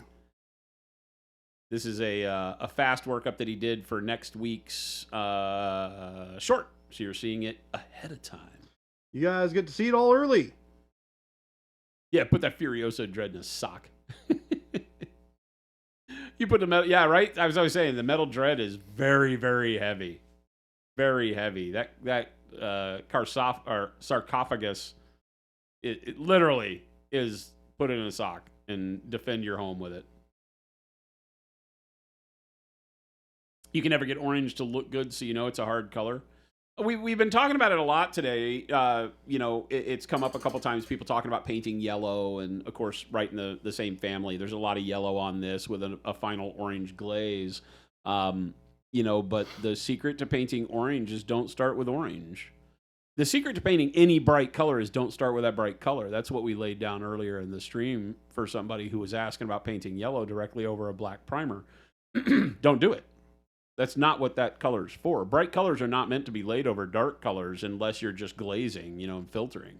What you want to be doing is painting with dark colors and mid-tones over dark colors, and then allowing the bright colors to live over those mid-tone colors so that you're never fighting your base color to get your bright color to show up, right? So, start with hues that are either in the same family as your bright color that you're looking to move towards. So if you're painting an Imperial Fist yellow, or you're painting an orange Space Marine or this orange skin, don't try to start with orange, right? Start with a darker version of orange, or start with a complementary color to orange that can be a really good shadow color, right? Mm-hmm. That helps too. And then once you get that done, then you're off and running with the ability to build up to, even if it's as simple as what you see me do sometimes, where I'll start with a base coat of, say, burnt sienna, right? And then you want to work up to, warm yellow. So you take burnt sienna and make it your base coat. And then you take warm yellow and mix it with burnt sienna to get your mid-tone and paint that into your mid-tone areas. And then take warm yellow and paint your highlights. You're guaranteed to get a really good coat of paint with all three of those colors and never feel like you're fighting bright color over dark color, ever, right? You'll never need more than 2 or 3 coats tops to get those colors to look good. As opposed to when you see people that are like, here, glaze 15 coats of this yellow on it. It's like, what, are you insane? Like, I'm not going to do that. Ain't nobody got time for that. Just use a little bit less bright color right underneath it, and you're fine. Off to the races. Off to the races, indeed. I'm going to throw a little bit of purple on this real quick. It's almost like witchcraft wisdom. Any stone can be a protection stone if you throw it hard enough. Every pizza is a personal pizza if you have the right attitude. That's true. Any pizza is personal pizza. I bought the new Cadia Stands box set when it came out. 1 month later, before you even had a chance to field the army, they released the 10th ed rules and made 9th obsolete. Bought the box set specifically for the 9th ed rule book. Yeah. Sapo, yep. Done that quite a bit. And it's tough, right? I don't want to have Stockholm syndrome at all with them. but as a business, they're constantly having to reinvent the game and the way the game kind of revolves in the community in order to keep things new and interesting, right? If every army were the same all the time, people would move on to other games. So it's a weird dynamic that they've created. There's not, I mean, can we think of a lot else in the world that acts that way? I don't think so. Right? A lot else with regards to, like, the way our industry works, not just GW, but if you make a successful game with miniatures and your revenue is based off of the miniature sales, you're constantly having to reinvent the way the miniatures act on the table if they're used in games, right? Correct. It's just the way the logic works. Yep. And so by doing so, you're going to make some people happy sometimes and some people pissed off sometimes. Yes. You're always going to be a revolving door of angry and pleased, hopefully in equal amounts. I mean, hopefully more pleased than angry, right? But it definitely takes a particular even-keeled personality to that jade metal's looking great. Thank you. It takes a very even-keeled personality to find more happiness, you know, and I think a big pocketbook, because you're going to have to be willing to just buy new armies all the time if you're chasing what's OP to feel good. So it's an interesting one because I can't think of a whole lot of other things in life that are like that, you know. Video games may get us if you have a good video game franchise where, you know, right as you finish one game, you go buy the sequel or something, but, you know, that none of that costs thousands of dollars to get you there. True. You know, True. And all the time we spend. We have so many emotional attachment points to our hobby because the models themselves become one. The amount of time you spend putting them together, painting them, enjoying them. You know, I read an article the other day that was talking about how we spend more time painting and in the hobby than we ever do playing, even though we don't realize that a lot. And that's the case. Because even if you choose to buy the models, or even if you choose to hire somebody to be a commission painter for you, and they buy the models, build the models, and paint the models for you, there's a tremendous amount of time spent waiting for your models in that situation where you're not playing. So even though you're not the one doing the hobbying, the hobby is taking time that is much longer than you're ever going to play the game with those models, probably. And so when you look at that, it's the importance of the hobby, I think, that really drives a lot of our enjoyment. And so it's very interesting to see, you know, the dynamics of, you know, oh my God, I bought this army solely for my 9th edition rule book, and then 10th edition came out 2 weeks later and it's obsolete. You know, you feel like, hey, I just bought the Corvette that they sold me at the dealership, and then 2 weeks later they release this new body style that makes mine like have no value now. Yep. You know, and it's pretty crazy. You have to see what you have that can work for orange. You try to put yours over gray mostly. Gray's a weird base coat color because it's what we call a tonal color, right? Or a toning color. Gray tends to just desaturate but keep values similar. So it doesn't work as great as a shadow layer, and it doesn't work as great as a brightening layer. So I'm always very particular in why I use a gray base coat. Gray's a good neutral color to give you a start, but you wind up then painting a lot of your shadows in manually. I like black because black starts your model with all of your shadows as dark as they can get. And then, you know, it keeps me from having to go back and paint the underarms 18 times.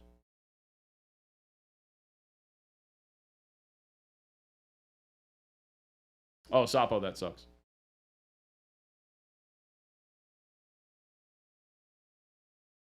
What'd Sapo say? It says his FLG closed. Oh, so he doesn't really play anymore. He just paints. Bummer. I mean, that's like me. I play very rarely. I enjoy the discussion of the games and the idea of the games way more than I enjoy playing the games. I mean, that's from somebody who develops games. It makes sense. It's yeah. I love the dynamics of games a lot. I don't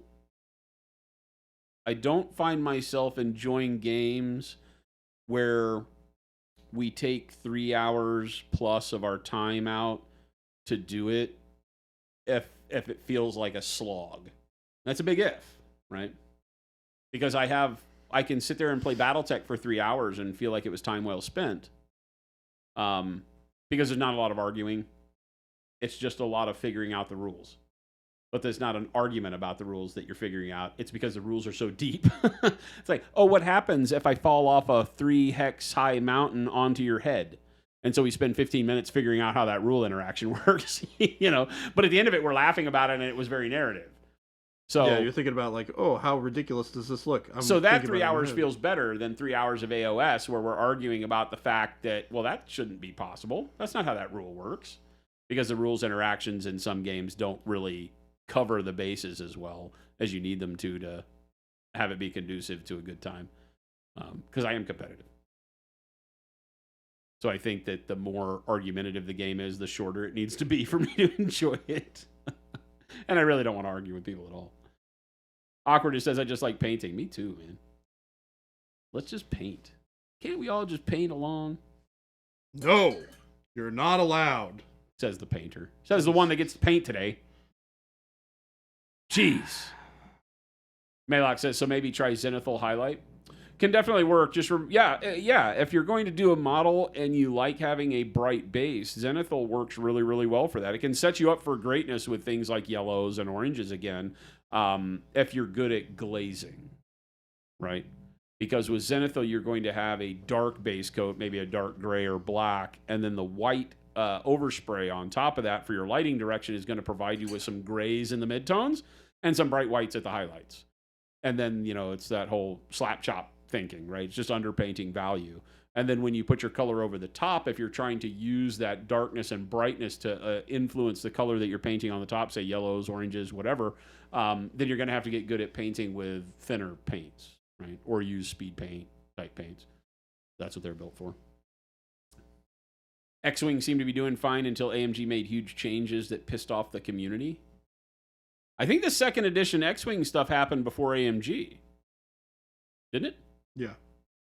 Yeah, I don't think AMG was that. I think AMG is doing good things to help revitalize it. I think so. I think second edition, and I lived a little bit of that at the time because I had just gotten into X-Wing and really liked first edition rules, except for the hunt for TFTs, right? Is that, or TLTs, the twin link turret? Oh, God, yeah. I know what you're talking about, too. The whole market for TLTs or whatever that turret was, you know, soaked up because everybody had bought whatever ship it came in that you didn't want. But you needed that turret because it allowed you to fire in 360-degree arcs, which kind of diffused the movement portion of the game. Yeah. And rolled like 3 dice or whatever it was. Pretty hard. But yeah, when second edition came out, I think we all realized the pain in the butt of a game like that requiring a whole new set of cards for ships that you already owned, right? And I think it just kind of made it an awkward situation. Well, and that's the thing is like how do you create a second edition of a game where people have already bought all the things? I already got the ships, so your whole mechanism of deploying those things that came cards with ships, I no longer need your ships. Yeah. So do I get every card for this edition that you're releasing? Well, you know, which I thought they did pretty well. They released the card packs. It didn't keep me involved. I got a card pack and I looked through it and I was like, Yeah. You know? So, yeah, that was an FFG change. There's some toxic lists and they go, oh yeah, definitely they were. They definitely needed a change. It got away from them, right? I don't remember all the ship names and stuff, but there were some really brutal lists. Yeah, well, the thing is, the rules changes that they made about a year ago were intended to make the game end. Because a lot of the time with X-Wing, like, people would just run around in circles for like 2 hours and not be able to shoot each other. Oh, when you say make the game end, it was meant to, like, time to kill be quicker. Not even time to kill, just like they added scenarios to the game. Oh, okay. Because in competitive play, nobody would ever win. You'd just have people flying around in circles for 12 years, not being able to get a shot, because they're both really good, and they can both think about what maneuver that their opponent is going to do, and they're going to make the safest choice, which means that your opponent's never going to get a shot off. So they made like objective points and hold it. Right. And so you have to be in certain places to be able to. You got to play the game. To play the game. Yeah. So, and I think that's always an interesting conversation with games is how do you create a meta without guiding the meta 100%, because the community wants to feel like they have some control of building the game and how it plays. Because if you just are handed a game that there's only one way to play it, and that's how it's outlined in the rule book, that tends to be what board games do. Board games don't develop metas necessarily. There are some that probably do, like Twilight Imperium probably has a meta of who you play race-wise or whatever. Yeah, how you play your faction. That you're, you know. But I feel like that's more board game-esque is that you're just kind of starting with a rule set, and that's how it plays. You know, our first game will have a meta develop out of it for combos that we haven't even thought of. Yep. Between the characters, right? But the rules are done in a way that those combos, I don't feel like any of them are going to be oppressive, because every combo is oppressive in our game. Yeah, it's hard to be OP when everything is kind of the way we attack our game development. Yeah. So that's funny. Telemachus says, I don't care what Telemachus says, actually. Whoa! He says, my farmer friend uses government grant to buy baby chickens. He got the money for nothing and the chicks for free. Hey, somebody likes us.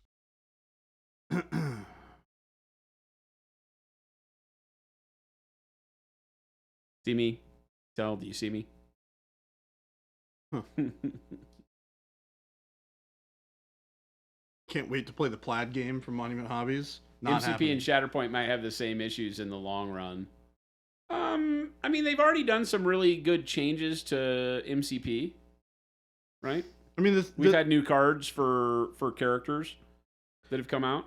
At the end of the day, they're not trying to make MCP a competitive game. They just want it to be fun. So their goal is to just make the experience Well, and I think it does a really good job of being competitive. I think it does because too. Again, the scenario play allows a lot of combos to work that don't look like they'd work on paper.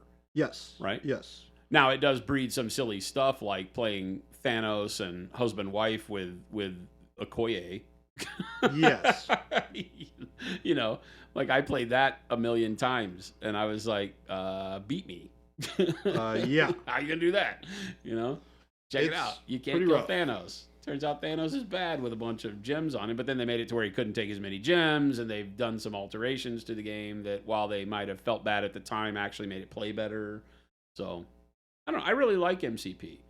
The thing I don't like about MCP was its repetition, because I didn't want to paint more superheroes. So that was a me problem, not an MCP problem. I don't, we got Baby J painting Black Dwarf right now, and I did the Black Order that he's part of and enjoyed it, but there were some characters that I wasn't really going to play, like Black Dwarf, unfortunately. Yeah.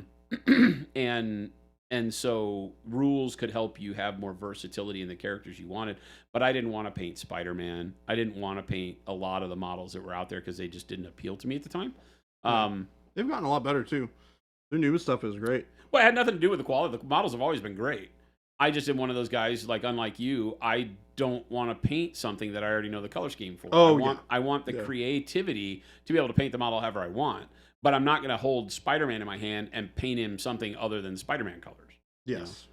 So it's tough for me. I've really enjoyed painting the Hulk here recently, Immortal Hulk. I love the chibi ones from Cool Mini or Not, just because that's a totally different world for me visually. But Ghost Hunter wants to play the Plaid game from Monument. So it's not called Plaid first, and there's no Plaid in it. I don't think. We better check that. There's not. Is there a Plaid Easter egg? No. Gabe, is there Plaid in our game? I don't think there is. I can guarantee you there's no Plaid in the game. I don't think so. Help him out, Jason. It looks like Baby Jason's. Oh my God, why did you have to do that, Tell? Baby J's in dire straits. Got his money for nothing and chicks for free. Horrible, Tell. I don't get it. Hot Pink, the game. Hot Plaid, the game. It would sell better if it had Plaid. Well, maybe there's a Plaid Easter egg in there that we're not telling you about, Mo. You'll just have to buy the game to find out. See? Hey, just sold 1 million copies. Just sold 1 million copies. Hopefully we're at a point here real quick where we can start showing stuff off for the game. I would be very excited for that. We spent a lot of time working on it over the course of the last few months. Getting it to the point where it's at. I wouldn't be able to paint superheroes because it would bother you if the colors on Captain America or any other hero didn't look quite right. Gameplay for you, that's kind of it. It's a weird thing. It's a psychological dilemma for me because on the one hand, I'm like, it's my model. I do what I want.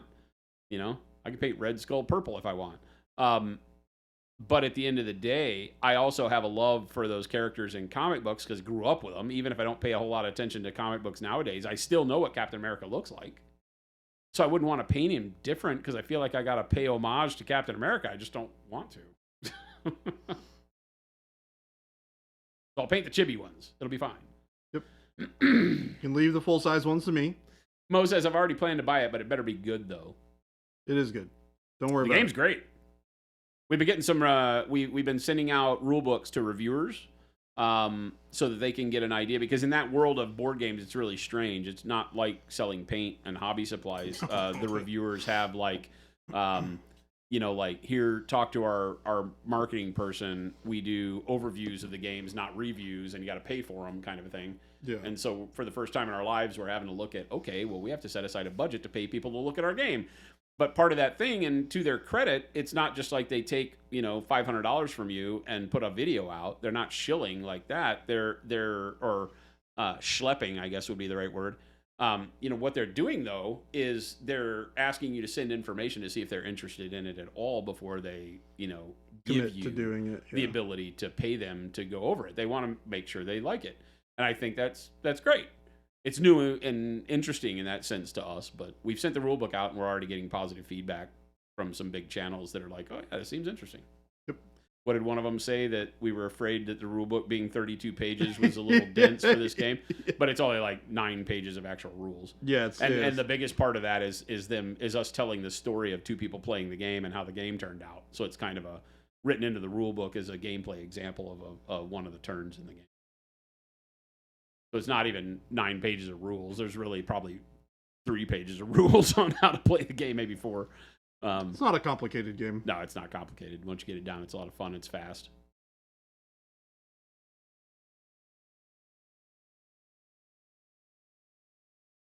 Ghost Hunter said, game is great, but there is no plaid. That's not how that works. It has to have plaid to be great. It has to have plaid to be special. Will the game have a special I designed the game card that can only be playable by Jason or Baby J? No. We didn't design this game.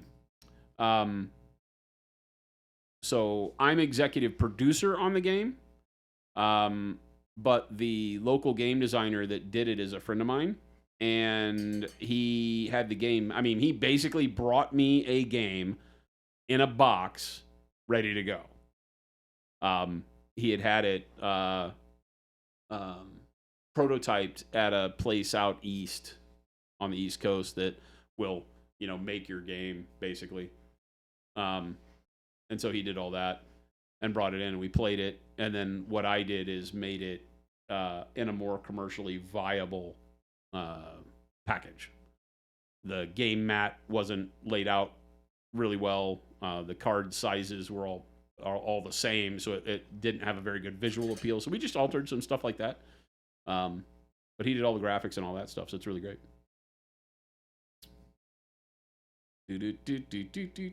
Just grumpy enough. What game? It's our first game. It is called Age of Angra. I don't know if I've said that before. I don't think you have, actually. That might be the first time I've ever said that out loud. Yep. So don't clip that part. We're actually telling people. Yeah, it's basically like the way I describe it to people is it's a game that's kind of like playing Tekken Tag on the table. Is that fair? Yeah. Street Fighter. So. Does Street Fighter have a tag version where you can pick 2 characters instead of just one? Probably. There's a gajillion different Street Fighters. You know, fighting games, right? It's an homage to video game fighters. So you pick 2 characters out of the character pool. The initial character pool is 9. There are 9 monster types, if we want. That's deflating a little bit of the story. But without getting into too much detail, there's 9 types of creatures. Each of those has their own kind of ability associated with them. So the beginning box set comes with 1 each of all the 9 types. And you pick 2 out of those 9. So I would pick 2, you would pick 2, and we line up and fight. And one of your fighters goes in the fighting arena, and the other one sits out and tags in. So you can assist block or do one of your lower quality abilities, we'll say, as a tag-in ability. You know, kind of like a cheap shot against your opponent. And then you can tag in and switch places as you need to. As one guy's taking damage, you can put your back guy in front and things like that. Your opponent can force you to switch places and things like that. So there's a lot of neat mechanics to how that works on the tabletop. And it's really great. It's a card fighter. So we are excited to get people hands-on. Be a great experience. Jason won't even release a box with holes to hold your paint if he's not proud of it. He's not wrong. Yeah, I mean, we don't do things here at Monument that we don't use ourselves, and we've taken that same approach with games. If we won't play it, we won't put it out. And we played the crap of it. It's nice. Yeah, luckily we like this one. Yeah, it's nice. The first time we laid it down, I was like, this game's rad. Needs some fixes, but it's rad. So we did the fixes and got it ready. It's in production right now. It's being made. So we hope to have, before Chinese New Year, we hope to have physical copies aired over so that we can start sending out advanced copies to reviewers and show you guys on stream. Baby J versus Phil, fight! Baby J versus Phil. They do that already. They don't even need a game. They just walk by each other in the hallway and start throwing fists. Saber says, will it be coming to Canada? Yeah, all of our Canadian distributor will be able to sell it to stores, and you can buy direct from us here if you want to. We'll buy it, no question. Also, I said before that I finally got your paints and metallics and seriously everything else, but a few things are collecting dust. Oh, that's awesome, though. Thank you, thank you. Tim says Tekken Tag is the GOAT. I don't know if Tekken Tag is the GOAT. I like Tekken, but I was attracted to Yoshimitsu, which was not a good character. In order to win with Yoshimitsu, you had to like physically assault your opponent in the room and knock him out so that you could beat his character while it stood still most of the time. But I enjoyed the character. Visually, the robotic samurai guy was my favorite.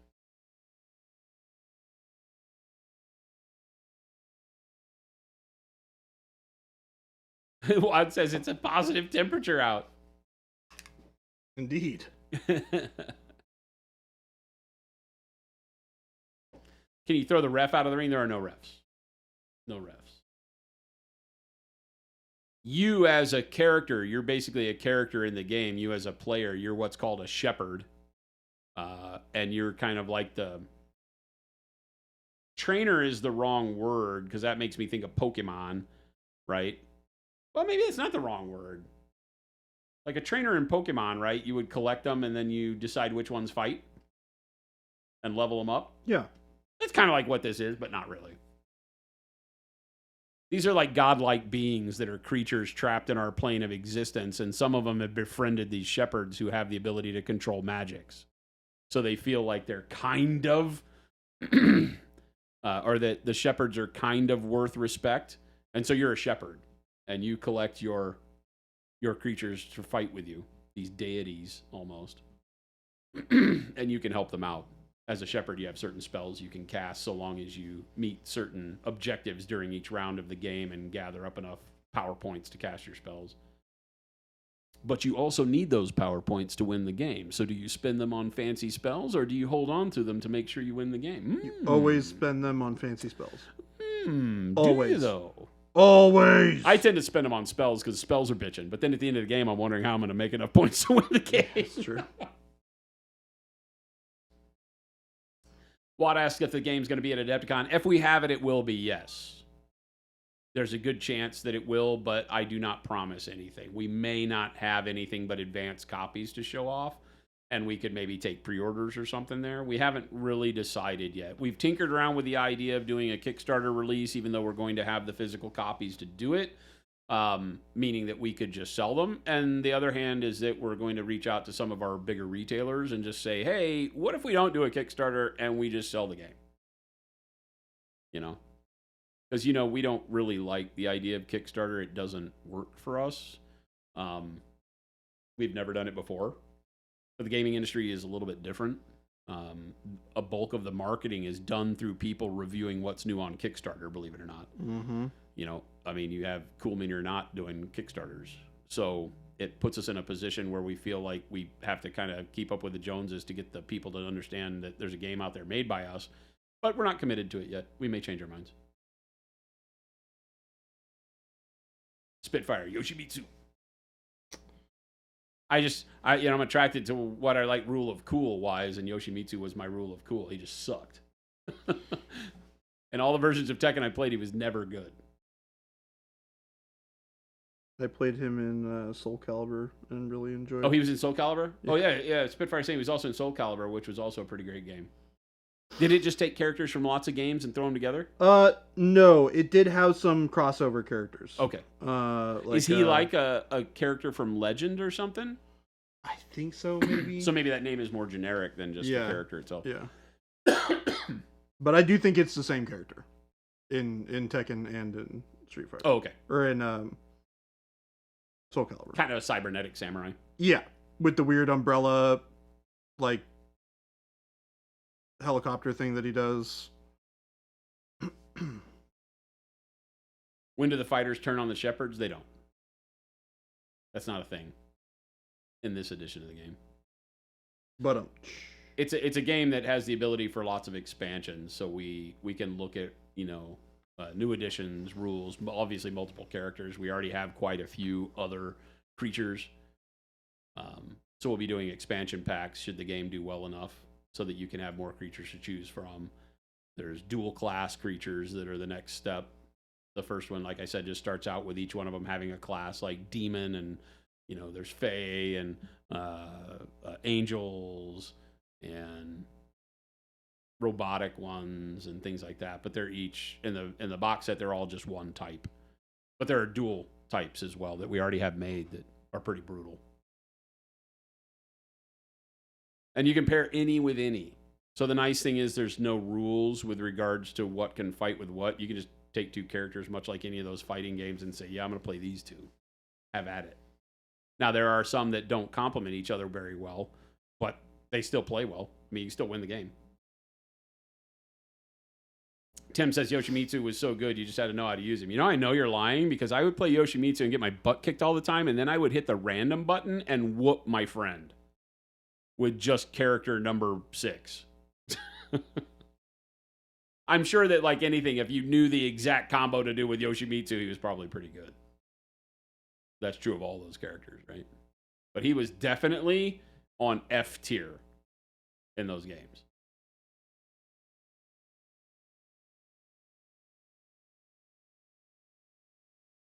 Game Delay says the crazy thing is every character I've ever chosen in any fighting game has been shockingly bad. So strange. What's the common denominator there, Game Delay? I have to preface it with I was not bad at fighting games. I just found that the characters I gravitated towards, because I didn't like the ones with the crazy haircuts, or I didn't like the little anime girls, And a lot of times those were the ones that had the big power scaling to them, right? Or whichever one looked like Bruce Lee in whatever game you're playing was always generally pretty good. I like robots. Yeah, Tekken's a game I know very little about, actually. It's of the fighting games that I've played, it is the one that I've touched the least. I think Mortal Kombat was the game that, and I only ever played it at the arcade. I never had it on a system at home. I feel like Mortal Kombat was the one where I felt like I could pick any character and they were fairly enjoyable to play. Yeah. The visuals of them were more enticing, except for Scorpion and the Ice Guy, because they looked exactly the same, just different colors. Oh, and since I didn't know the story, I was like, well, that's Sub-Zero. lazy. I was like, that's lazy. So they didn't really entice me, but they were cool still. Rivenstone was the last thing you backed on Kickstarter, Songer, and will remain the last thing from that point on. Not a fan of that business model, but I understand the need for it. That's the struggle for us, because we don't like the business model either. We're big fans of the fact that if you believe in a product enough, you should launch that product on your own, because why would I support you for something you can't support yourself on?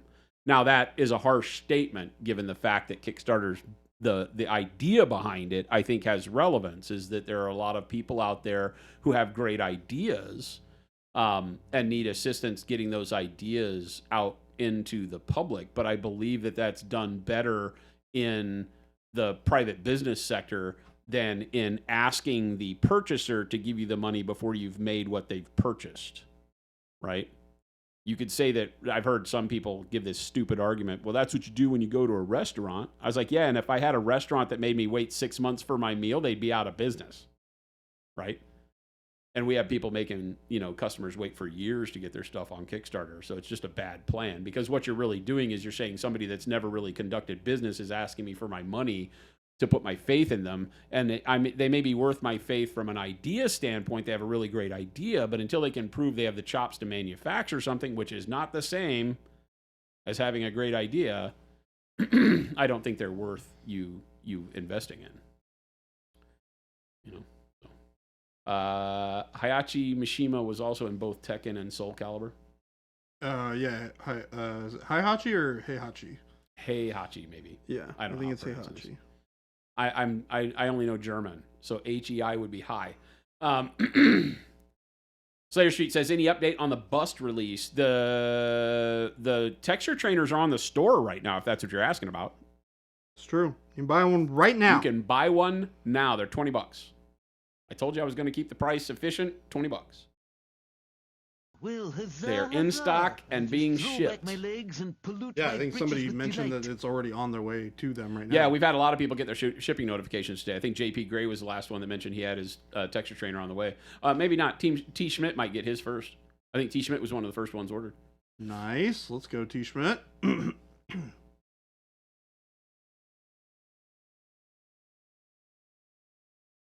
Goopster, a game? I've missed something.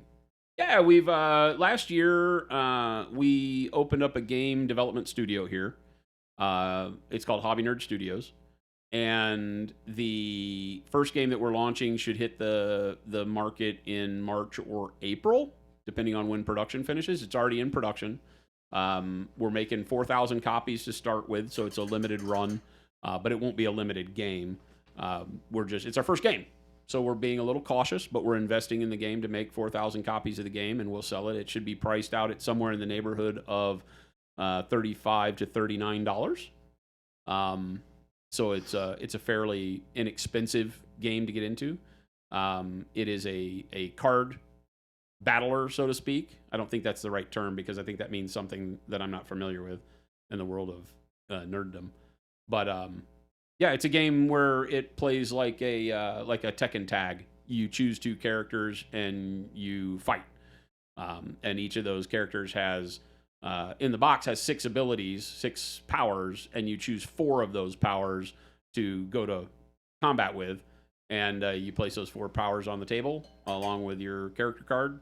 And each of those powers has a cooldown as you use it. And so you have to manage your cooldowns on your abilities and fight your opponents. And you can either win the game by knocking out both of your opponents first, which I think most of the scenarios have as a win condition. I believe so. And then you can also, if you don't knock them out, each scenario is based on a number of rounds of fighting. And I think the shortest number of rounds is 5, and the longest the longest is until you knock out both. There is a scenario that says the game ends when you knock out both of your opponent's creatures. And that one can be how long is a piece of string, depending on how you guys play. So that one's a good battle of wills. But most of them are anywhere from 5 to 7 rounds, and it plays quick. A round is literally, I pick my 2 abilities, you pick your 2 abilities, and then we work out damage. And then we go to the next round. We calculate based on the damage that was done and how you did it, whether or not you get any victory points for that round. And then you go to the next round. So it plays super fast. So you can play best 2 out of 3 and not even feel like you've skipped a beat. You can do that during lunch. So it's really fast. Game Delay says, I make bad choices. Don't we all, Game Delay? What do you mean? Don't we all? I feel like you're lying, Game Delay. I haven't been even halfway decent at a fighting video game since Street Fighter 2. I might as well have thrown my quarters into the toilet when it came to Tekken. Well, the thing is, Tekken is such a different game. Well, and I only ever played Tekken. Okay, so I only ever played Mortal Kombat at the arcade, and I only ever played Tekken at home. I didn't even know Tekken was a game at the arcade. Never saw it as an arcade game. But I had it on PlayStation, right? Because I think Tekken was on PlayStation. Looking gooda. I was hoping to get it done today. Well, that didn't happen, buddy. Too slow. Too slow. You need to speed it up over there, mister. Chat, can I get everybody in chat to say, why are you so slow, Baby J? Say it with me, chat. Why are you so slow, Baby J? Slow. Slow painter is slow. Model's very large. Model's very large. It's very miniature. What are you talking about? Large miniature. Soul Calibur and Tekken were made by the same company. Were they? That's what Spitfire's saying. Oh. Chuck says this because we found an old school arcade on our first date and I destroyed him in Street Fighter. Jade, you're my hero. Chuck, take that.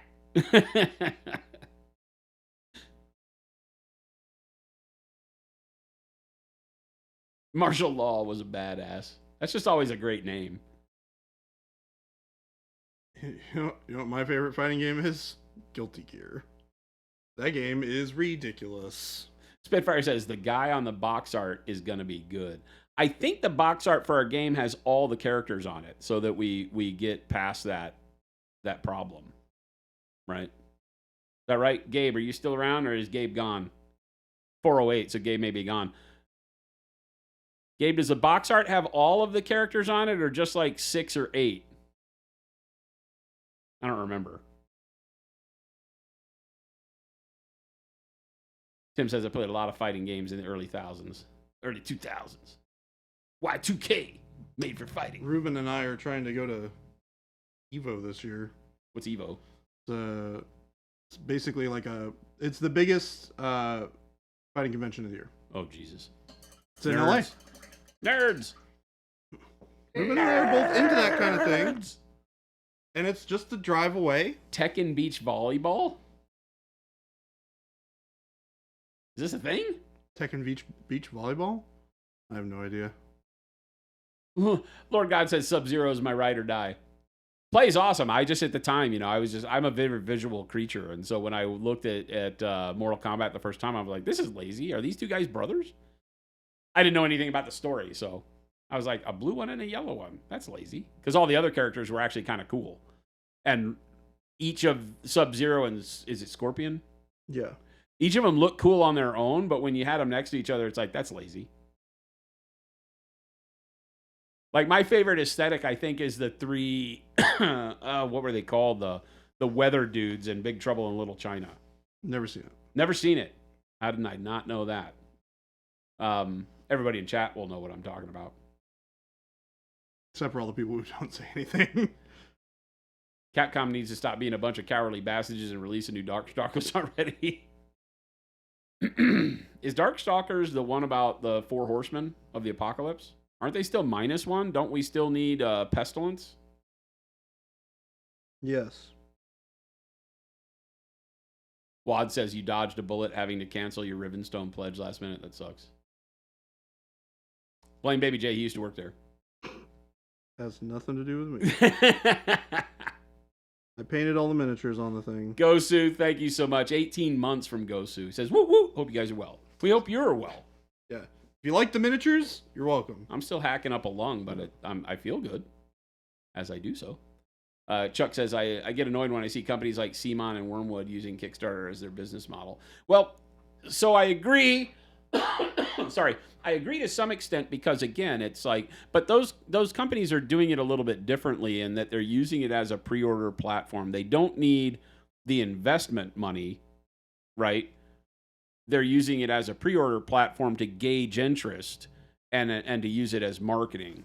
And while there's a part of me that doesn't agree with that business model, I understand it enough that we're actually looking at it internally because that market requires now, with the success of Kickstarter in the board game world and GameFound and whatever, that whole market, that's how they talk to people, right? Like I said, there's whole YouTube channels that have a good following that talk about what's new on Kickstarter this week. That's insane, right? So when that's the way your business model moves because the community moves in that direction, I think you have to, at some point in time, you have to make a business decision on how you intend to move either with the community or against the tide.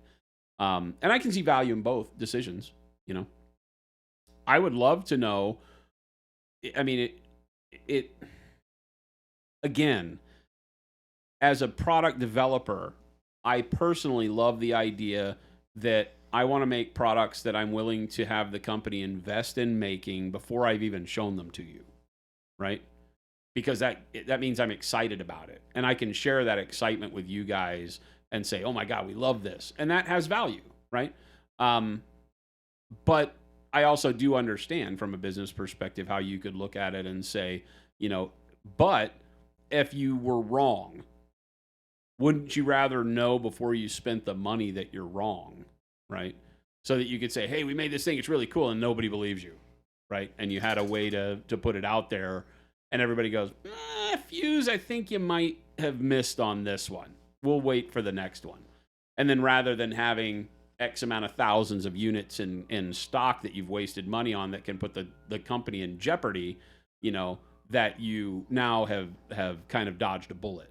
The problem is, you never have Kickstarters that have 0 people back them. If you needed 50,000 people to back it and only 10,000 did, and you call that a non-success and you don't make it, I feel bad for the 10,000 that backed you, So I don't know. It's a weird deal. It's a dilemma that I don't like thinking about because I feel like you should just make product and sell product. Yeah. So we have a lot of conversations around here about it. It's a little scary making our first game. Because a lot of people, nobody looks at our brand as a place to come buy games. And so, we want to do the right thing for the game developer, my buddy, and the game because we love the game. And so we'll back it with all the fervor. We back all of our other stuff, but, we need to learn how to talk in that world. And as we navigate that, we find that talking in the world of games requires you to understand the language of Kickstarter. Yep. Whatever it is, whatever those outlets are, Kickstarter, GameFound, whatever. You just need to know how to speak that speak. And that's tough because we don't. We haven't been there before. We've spoken out against it quite considerably. So, we're having to think about the ramifications of being hypocrites and saying but this industry that we're looking to get into in game development is it kind of needs that, But we're doing it by putting our money where our mouth is. So we're kind of writing that we're playing both sides of that coin because we will have 4,000 copies in physical form here in Arizona in our warehouse. And so the first wave of backers of the game will literally get their game shipped to them as soon as the Kickstarter ends and the what is it called, the backer kit? Yep. As soon as the backer kit ends, yep. You'd get the main game shipped to you, which I don't think anybody can say they've ever done, other than people that sell digital products. Correct. You would literally get the physical game in your hands inside 6 weeks. So that's phenomenal. So we are living up to our end of the bargain. We just don't know if people are excited about that. I don't know. We'll see. I mean, I feel like if you were told that, hey, you can back this game and you'll get it in 6 weeks, that would be a great thing. I feel like a lot of people would look at it a second time. Yeah, I mean, we're going to take a video of us walking through the warehouse showing you the games. Pick one off of the shelf and open it up and show you that it's a real game kind of a thing because we're really invested in the deal. Like I said, we're already making it.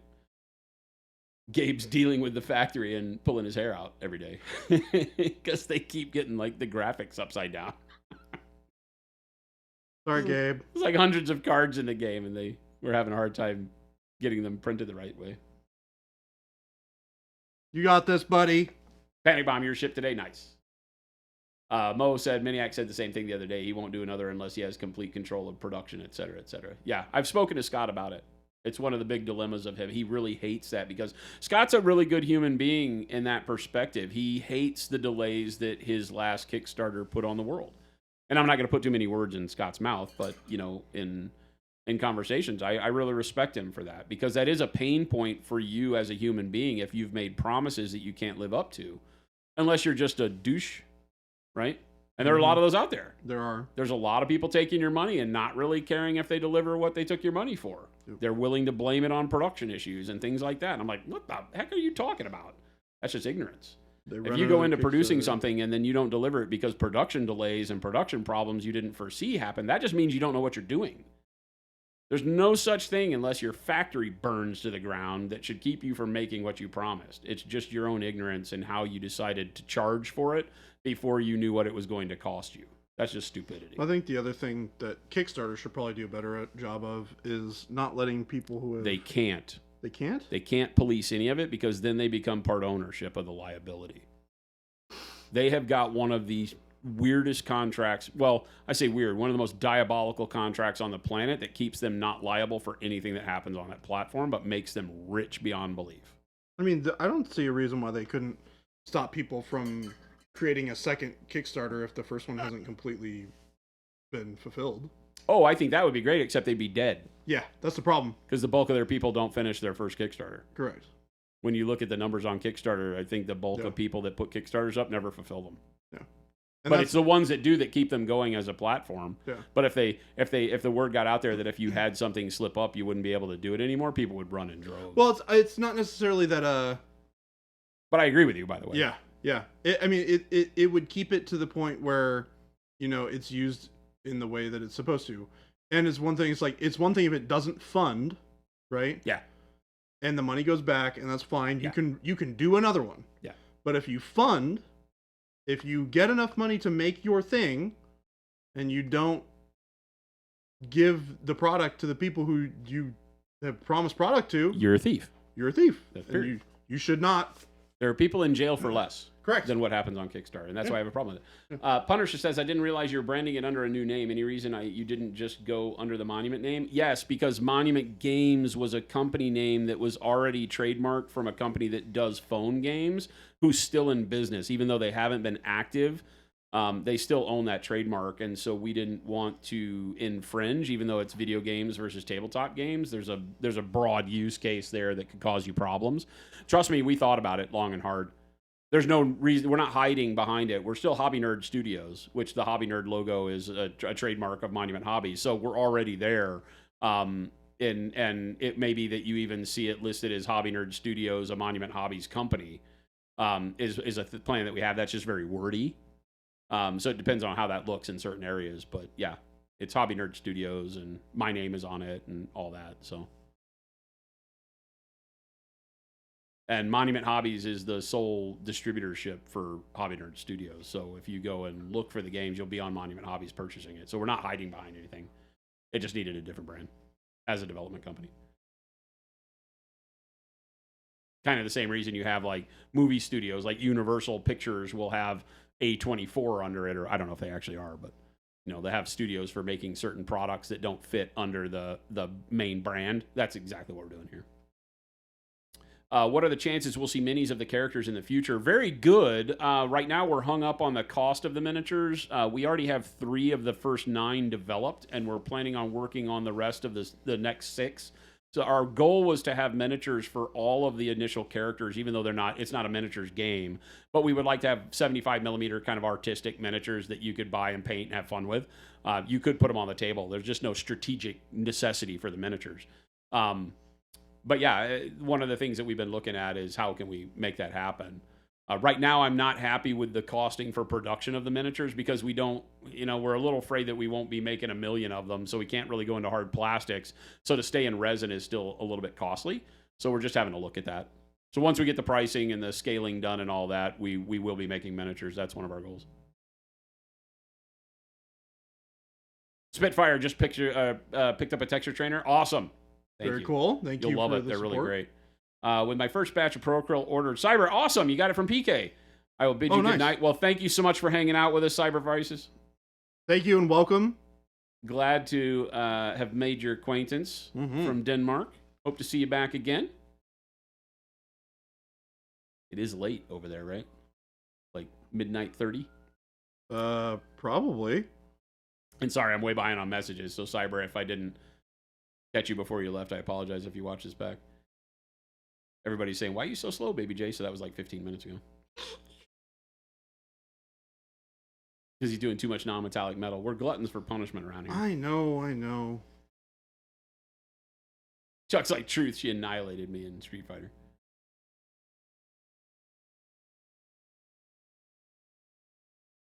Jade says, Jade, you're my hero. Day made. Well, you are. I just have this vision of you guys going to the arcade and Chuck being all blustery, chest out, and getting his ass whooped by you at Street Fighter. That's hero mode. Gosu, dipping your toe into Age of Sigmar and painting up Gotrek. Oh, you're that guy. You're that Gotrek guy. Gotrek, huh? That model is abusive, man. It's pretty rough. For as small of a model as it is, it takes up so much space on the table. It's like, I'll go nowhere near that guy. Thank you very much. Gosu says, I feel like the quality of your brand will give you enough clout to get into the gaming industry. Well, we appreciate that. You know, the big key for us when we're talking about the branding of the gaming is that since the first couple of games that we're releasing are not miniatures games, we're just making fun games. And so we also needed to make sure that made sense to people. So another brand that just makes games that is distributed by this hobby brand makes sense. Whereas if the hobby brand made games that didn't include miniatures, that didn't make sense. You know, because the first two games that we're doing are card-based games. And they're tremendous amounts of fun, and we will make some cool miniatures for them, but the miniatures are unnecessary. They're just going to be cool because we like some of the characters. They'll just be fun things to paint, right? But Panic Bomb says with the price you're aiming for, it's an easy buy. That's our goal. They're simple games. Like everything we do, we're putting good value, baking it right in, so it's good. Ghost Hunter says all 4,000 of us will buy your game, so we will sell 4,000 copies. Which, it's funny because the way we've developed that's a success. It is, yeah. If we sell out of the first run of the game and that's all we ever do, that's a success. That's the way we've built it. That's the way we've invested in it. We will make another game. We try to run a smart business that way, and that's where we're at. So, but if we get enough people who are like, we sell 4,000 copies and people still want more. If we sell 4,000, we'll be making more because then it'll go out to retail and all that stuff. Because we have a good batch of retailers and distributors. So if we can go to them and say, hey, we sold 4,000 copies of this, it's a hit. You need to buy some. They'll buy. We'll sell the next 4,000 real quick. So yeah. B-Rab says, back to Kickstarter, never got anything. I have only backed one, two. The BattleTech one and the what was that thing called? The Arthurian Legend one, the something. The Arthurian Legend one? The one from... It's not Dark Age of Camelot, that was a video game, but something like that. I forget what it was. Wait, which one? The one from what's her faces over there?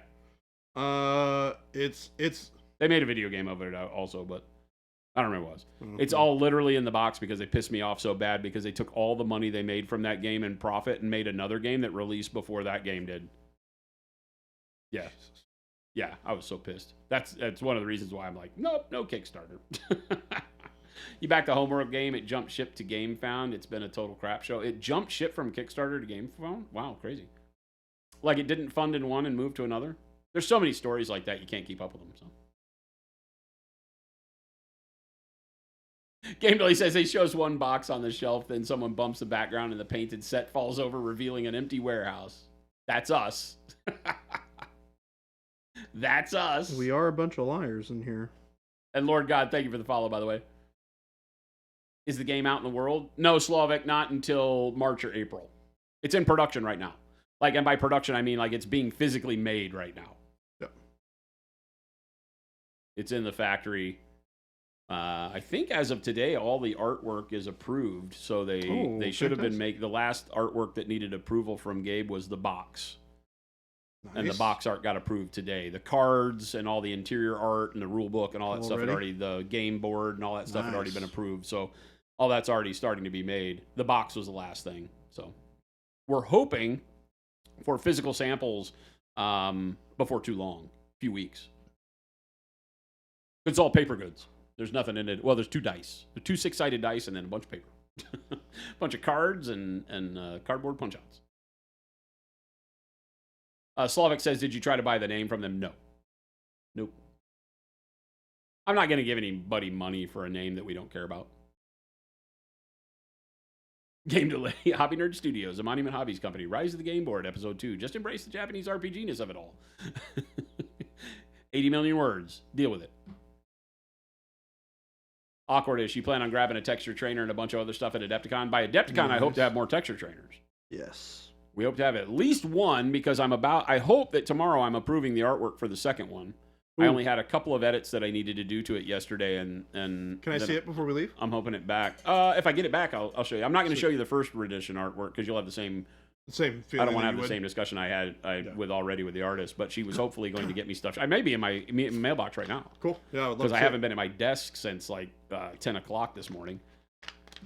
Tell says, speaking of fun games from Mounting and Hobbies, I'm doing some prep on a big rhino guy with a railgun. Oh yeah, you got one of those. You got one of those. He's got some big gaps in him because those are the prototypes. But that's a fun model, man. I hope you enjoy it. Oh, Tainted Grail. Yeah, Tainted Grail. That's it. All right, so I need to get a base done. Jason Walkie says I probably back like 200 Kickstarter. That's awesome. That's awesome. Like I said, I love it in concept. I hate it in practice. Right? I back so many things on Kickstarter, but mostly STLs, and anything physical is usually from established companies. Yeah, and I think that digital goods are probably the better thing that can get going, and I think that that's really where the concept works, because if I come to you and I say, hey, I have a really great sculpt I want to make, but it's going to take, I know it's going to take me a bunch of time. I have it all worked out to get the IP for it. Let's say I'm doing, I don't know, something Teenage Mutant Ninja Turtles, right? And I've got some really cool 3D STL I'm going to make of a diorama, and I've already got it worked out with Kevin Eastman and Peter Laird for the rights to do it. All I need is the funding to pay the license and for my time to sculpt it. And so I'm going to run this Kickstarter, and I need $5,000, $10,000. And I sell enough to make my $10,000, which pays me for my time and pays the license to those guys to make the sculpt so that it's all legit. And then it just takes me my sculpting time. Then I can provide you updates. You've already paid for the time for me to do it if I've done my math. I still have to be a good businessman in order to make that work right? If it takes me, $3,000 a month to live and it takes me 3 months to make it, I better be putting $9,000 in my pocket from the thing to keep the machine rolling, right? Or have another job, obviously. You got to be able to pay for your life. So I get it. But if you do the math right and it gets back properly and you release it on time and you give a digital good away, that's great, right? What would be wrong with that? I think that's great. The physical good one bums me out because you get a lot of people who don't know how to manufacture stuff asking you for money to go manufacture stuff, and then they complain that the manufacturing didn't work right. It's like, duh. When have you ever manufactured anything that was 100% correct and to budget? And to budget. Well, it's a big thing. You it's have never to budget, always, man. a good businessman will know that you can't put a price on something until you have it on your dock. Yep. Right? Yep. That's just the way it works. It's always going to be more expensive. If you sell it before you have it, you have injected a big amount of risk in the situation for everybody involved. Yourself, your customers, the whole nine. It's always tough. And your business. And sitting here saying this makes it tough because, we don't pre-sell things, and that's the reason why, but,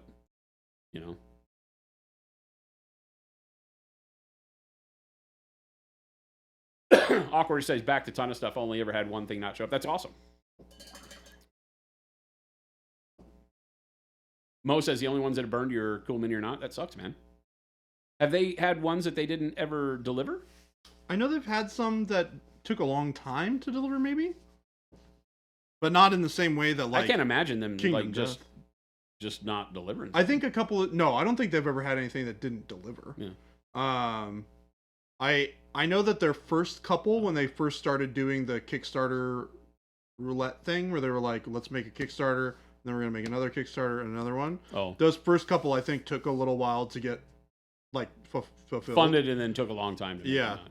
Yeah. But now they're a lot, they have, a very good process in place for getting all those things out within a pretty reasonable amount of time. Yeah.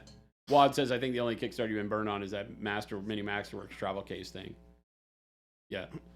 Yeah, that was an unfortunate one because they convinced us to sell a bunch of paint and brushes and brush soap because they designed their little carry box to carry our stuff. And we were like, we make a go bag. We've been making a go bag for years. It was like, we make a competitive product. And they're like, yeah, we don't care, man. We're all here to help everybody rise to the top. And so we were like, okay. We made those guys show us their business plan before I would help support them and give them product. And then they were like, yeah. And I said, well, we don't wait for you to get your money. You have to buy the product from us. I was like, and that puts us in a bad position because if you fail your Kickstarter, and he was like, oh, it'll never fail, man. We've already paid the down payment. We already know all our production costs. And he showed me he did such a good job.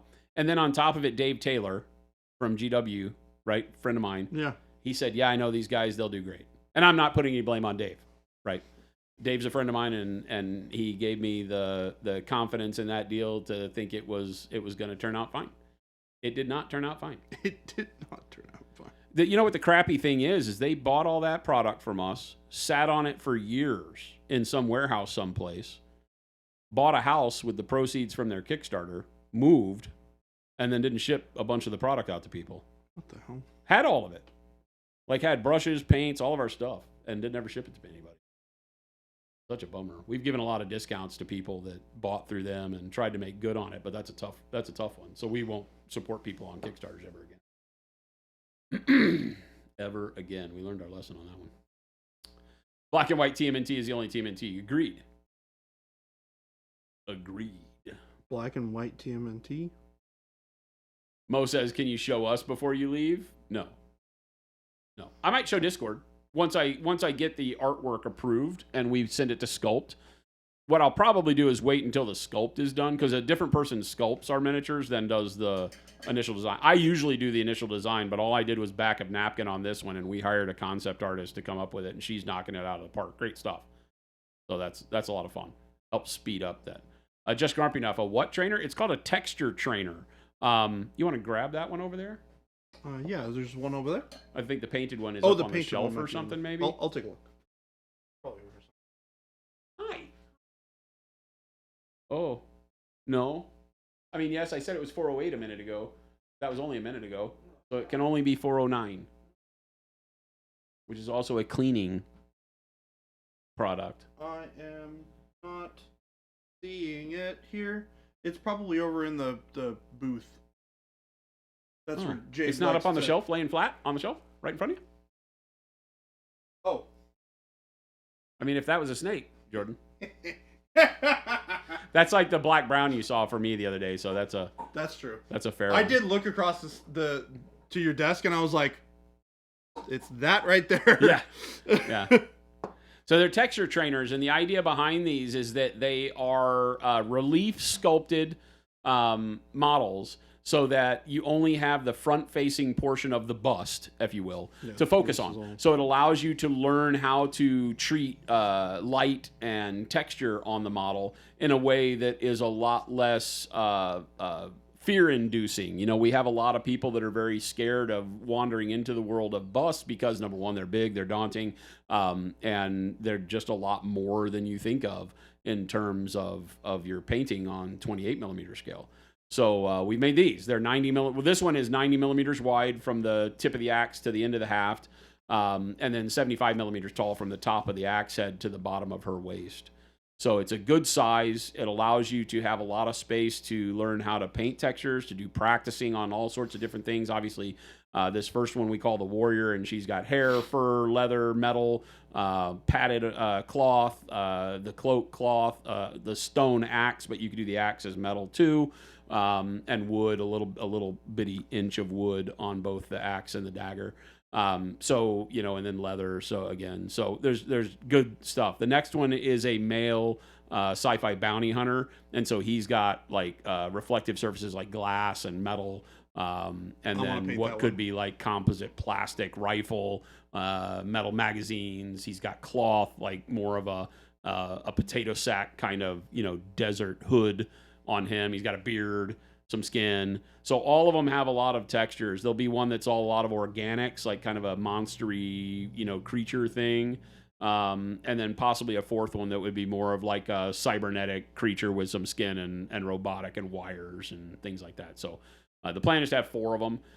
They're interchangeable. They're great for teaching classes. They're great for us to show you how to paint things live on stream. Jordan will be painting one at LVO.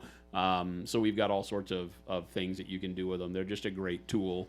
You'll find them in the tool section, in the miniature section on the website. So. Hey. Hi, Jen. That was Jen. Hi. Put this back on your shelf. Avian says, "Did you break my brain with an old school TMNT black and white comic art?"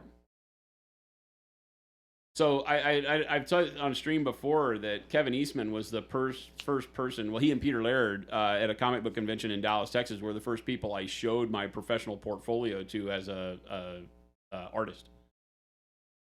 That might be a lie. I think I may have shown it to somebody from Image Comics. Maybe it wasn't. I don't remember. Prior to them, but they were horrible, so I don't count that. They were mean people.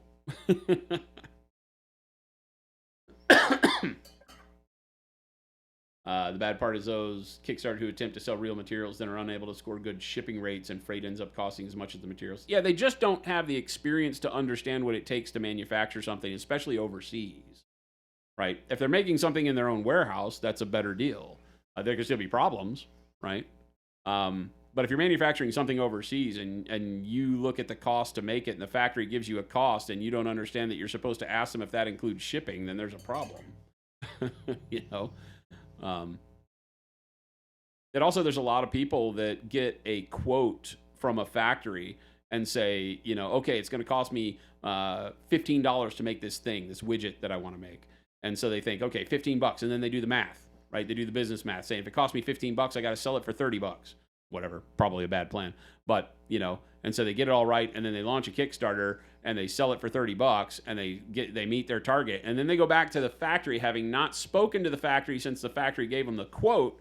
They go back to the factory and say, okay, we're ready to make these, and the factory goes, okay, great, and the factory says it's $22, and they're like, no, you said 15, and they go, well, that was then, that was 6 months ago, you know. Yep. The products have gotten more expensive. This material got more expensive. We can't even find this material we quoted you. Why didn't you contact us? Because they just don't have the know-how to follow up. And that has nipped more people on Kickstarter than I can tell you.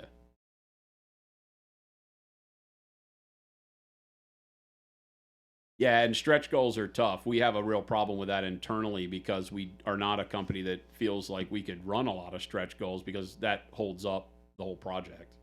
You know? Especially considering how we're planning on releasing it. It makes it kind of a weird proposition. Deadbeat. Yeah, so that's what we're thinking, is we'd already have this stuff manufactured and then just do it as a pre-sale. Just as a cool way to maybe add some cool stuff into it. You know, we're looking at like the game board that comes in the box is a standard board game board. We might do like a mouse mat one, you know, that we could do pretty simply, that wouldn't take a lot of manufacturing time to get done. And then the miniatures.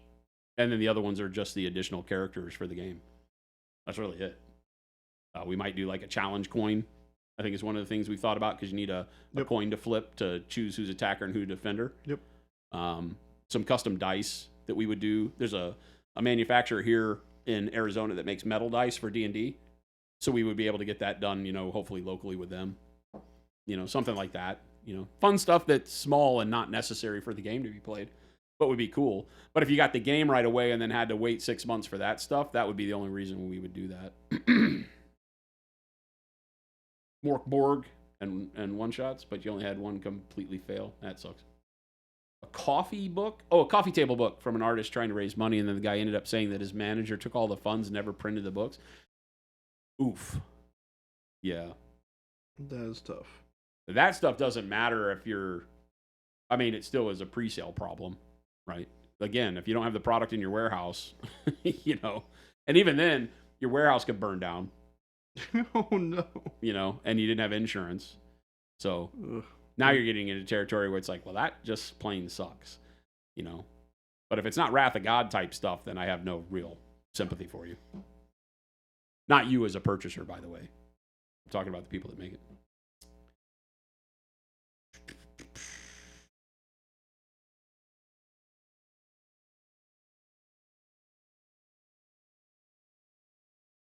Spitfire, you'd just be anxious the entire time. Yeah, right? That's me. I backed the Battletech one, and it's like I won't get it until this next October or July or something in this year, and it's like, God, it's killing me. Partly because you want the stuff, partly because I'm like, that was like $250, dude. Yeah, you ordered a lot of stuff, too. I don't give any... I mean, I don't remember. It was like the big one. I think it was like $250. Yeah. You know? But I'm like, $250. It may not be a lot of money to everybody, but to me, I'm like, it's $250. I feel like I should have my stuff. You know? I agree. I think it's crazy that... But I did it, and I say I never do that stuff, but it was a good deal, and I was a sucker for... I'm a sucker for Battletech, so... You know, they've delivered everything to date, so I'm trusting them. We'll see. Which is your favorite Daredevil, and why is it TMNT? That's a good one. The world isn't ready for 410 Slayer Street. Slavic, it's strange to look for a flat mini. Ghost Hunter says that giant coin axe lady scares the crap out of me. Avian says, why is the upraised eyebrow so familiar, and why does it instill fear? That was the goal. I was going for a particular look with her, that kind of smirky, come at me, bro. It definitely hit. It hit the nail on the nose with that one. Just Grumpy, there's only one texture trainer on the site right now. We will be making 3 more. Yes. A scale jail monster. Yes. There'll only be 1 copy, and he has to paint it. No. The Sci-Fi Bounty Hunter better be Slow Fuse or Baby J inspired. It actually wasn't, but it is now. It is basically me. Not really. Like, face doesn't look like my face, but it has, like, a beard that when I look at the black and white sketch, I envision it being a gray beard, and he's in a hood, so it could be me. You know? That was not the goal, though. But the concept turned out really good to be an old, grumpy bounty hunter. So that's what he's going to be. Spawnus Maximus, thank you. We'll take it out. Did you do it on the Discord? Okay, yeah, you did. You said it on the Discord. What do you do on the Discord? He said he posted some recent work completed using our awesome paints. Oh, fantastic. I'm excited to go see it. I usually check Discord at the end of the day and the beginning of the day. People always forget taxes. The other thing people don't think about with Kickstarters, who the producers? Like import fees? Yeah, again, if you're making things overseas and your first time doing it is through a Kickstarter, you may not have good luck. I'm just telling you. Tariffs are a thing. Enjoy those. And then the purchasers have to pay tariffs when they get it if they're international. Solo Terror, what's going on? Good to see you. Sorry, I'm going through these as fast as I can. I'm talking a lot today. I apologize. You're good. I got to get this done. So. Game Delay says, my chibi just showed me a chibi model she painted from Kiki's delivery service, and it rocks. Your child just showed you. I said your chibi just showed you a chibi model. So technically, is a child a chibi? I feel like yes. Sort of. I feel like Game Delay has a chibi who just painted a chibi. So I'm going with that. Solitaire says, I love the fluoro orange. It made your I'm not going to read that. Your STDs pop? Are we having a good conversation here? I don't know what's going on here. I'm glad you dig it. The fluoros are great. I've been using them to punch up all the effects on the Star Trek minis I've been painting. They work like a champ. Look at Baby J over there doing exactly what I tell you not to do on your palette. What? Spreading your paint out real thin. Yeah, that's fine. He's like, yeah, don't pay no attention to the man behind the curtain. It works. For what I'm trying to do right now, it works. He's just using small amounts, so. Yeah. And I do keep my butt. I do keep my my blobs in the same place usually. Jade, what do you do that has steel in it? Do some of your costuming pieces have steel? And yeah, you're smart if you're using commodity products that have a market value that changes, because you may need to say that, yeah, if I quote you on something, that quote's only valid for 2 weeks, you know, or until you put a deposit on it to hold that price, because I can put the raw material aside for you for X amount of time. That's just good business. And to some people, it seems weird, and it some people say it's greedy, you know, when you say, hey, the price is only valid for a certain amount of time. And they ask why, and you go, well, because, you know, I'm quoting you on something that I can get tomorrow for $100 as a raw material, but it may change. Yeah. You know, it may change in your favor. I usually would be honest when I was doing motorcycle parts. Like if the price of steel went down or the price of chroming, if I could get a better deal for my chromer, I would give you the benefit of that better deal. But by the same token, you would pay for it if I didn't. It's just the way it works. T. Schmidt, it was. Well, the way they run the BattleTech Kickstarter is you buy in at the battalion level or whatever it was, or I forget what the company, battalion, whatever it is, and it gave you X amount of choices. I think you got 10 box set choices, which was worth it, and then a bunch with each of those box set choices. You got a choice of a salvage box, and the salvage box was either you could pick exactly what you wanted, which this is the BattleTech that's releasing vehicles. So I went hard because I took a lot of vehicles, right? So. Vehicles are cool. You just got your fluorescents out of the mailbox. They are super bright. Cuthbert, they're super. You can't even show them on camera and have them do them half of the justice. On camera, they just look like paints. When you get them, you're like, whoa! All TMNT headbands are red. Game delay. Truth. You got to remember the time before they gave them colors to be recognizable. There was a time where they were unrecognizable. Yeah, they were all red. You only could recognize the different turtles by their weapons. Yeah. Donatello with the bow, Leonardo with the swords, Raphael with the sais. Is that what those things are called? Are they the two forked things? Yeah. Yeah. So And then Michelangelo with the nunchucks. that sounds right. I'm imagining the sci-fi texture trainer being Jason as an old grumpy fireman or Fremen. Pretty much sums it up. Wouldn't be surprised if it was. AGD John, what inspired. scale is that figure? The one he's painting or the texture trainer we showed? The one he's painting is technically 32 millimeter, I think, is what they call. Yeah. Or 30 millimeter is what they call MCP. I believe it's 30. Black Dwarf though is big, so he's like a 75 millimeter model. Yeah. Because in the comic world, he's huge. He's like Hulk. Yeah, he is basically the size of Hulk. Avian says, yes, children are chibis. I think that's right. Chibiception.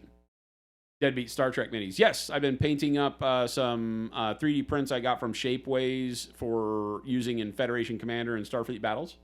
I am reinvigorating the first tabletop war game I ever played in my entire life, other than Risk, which was Starfleet battles.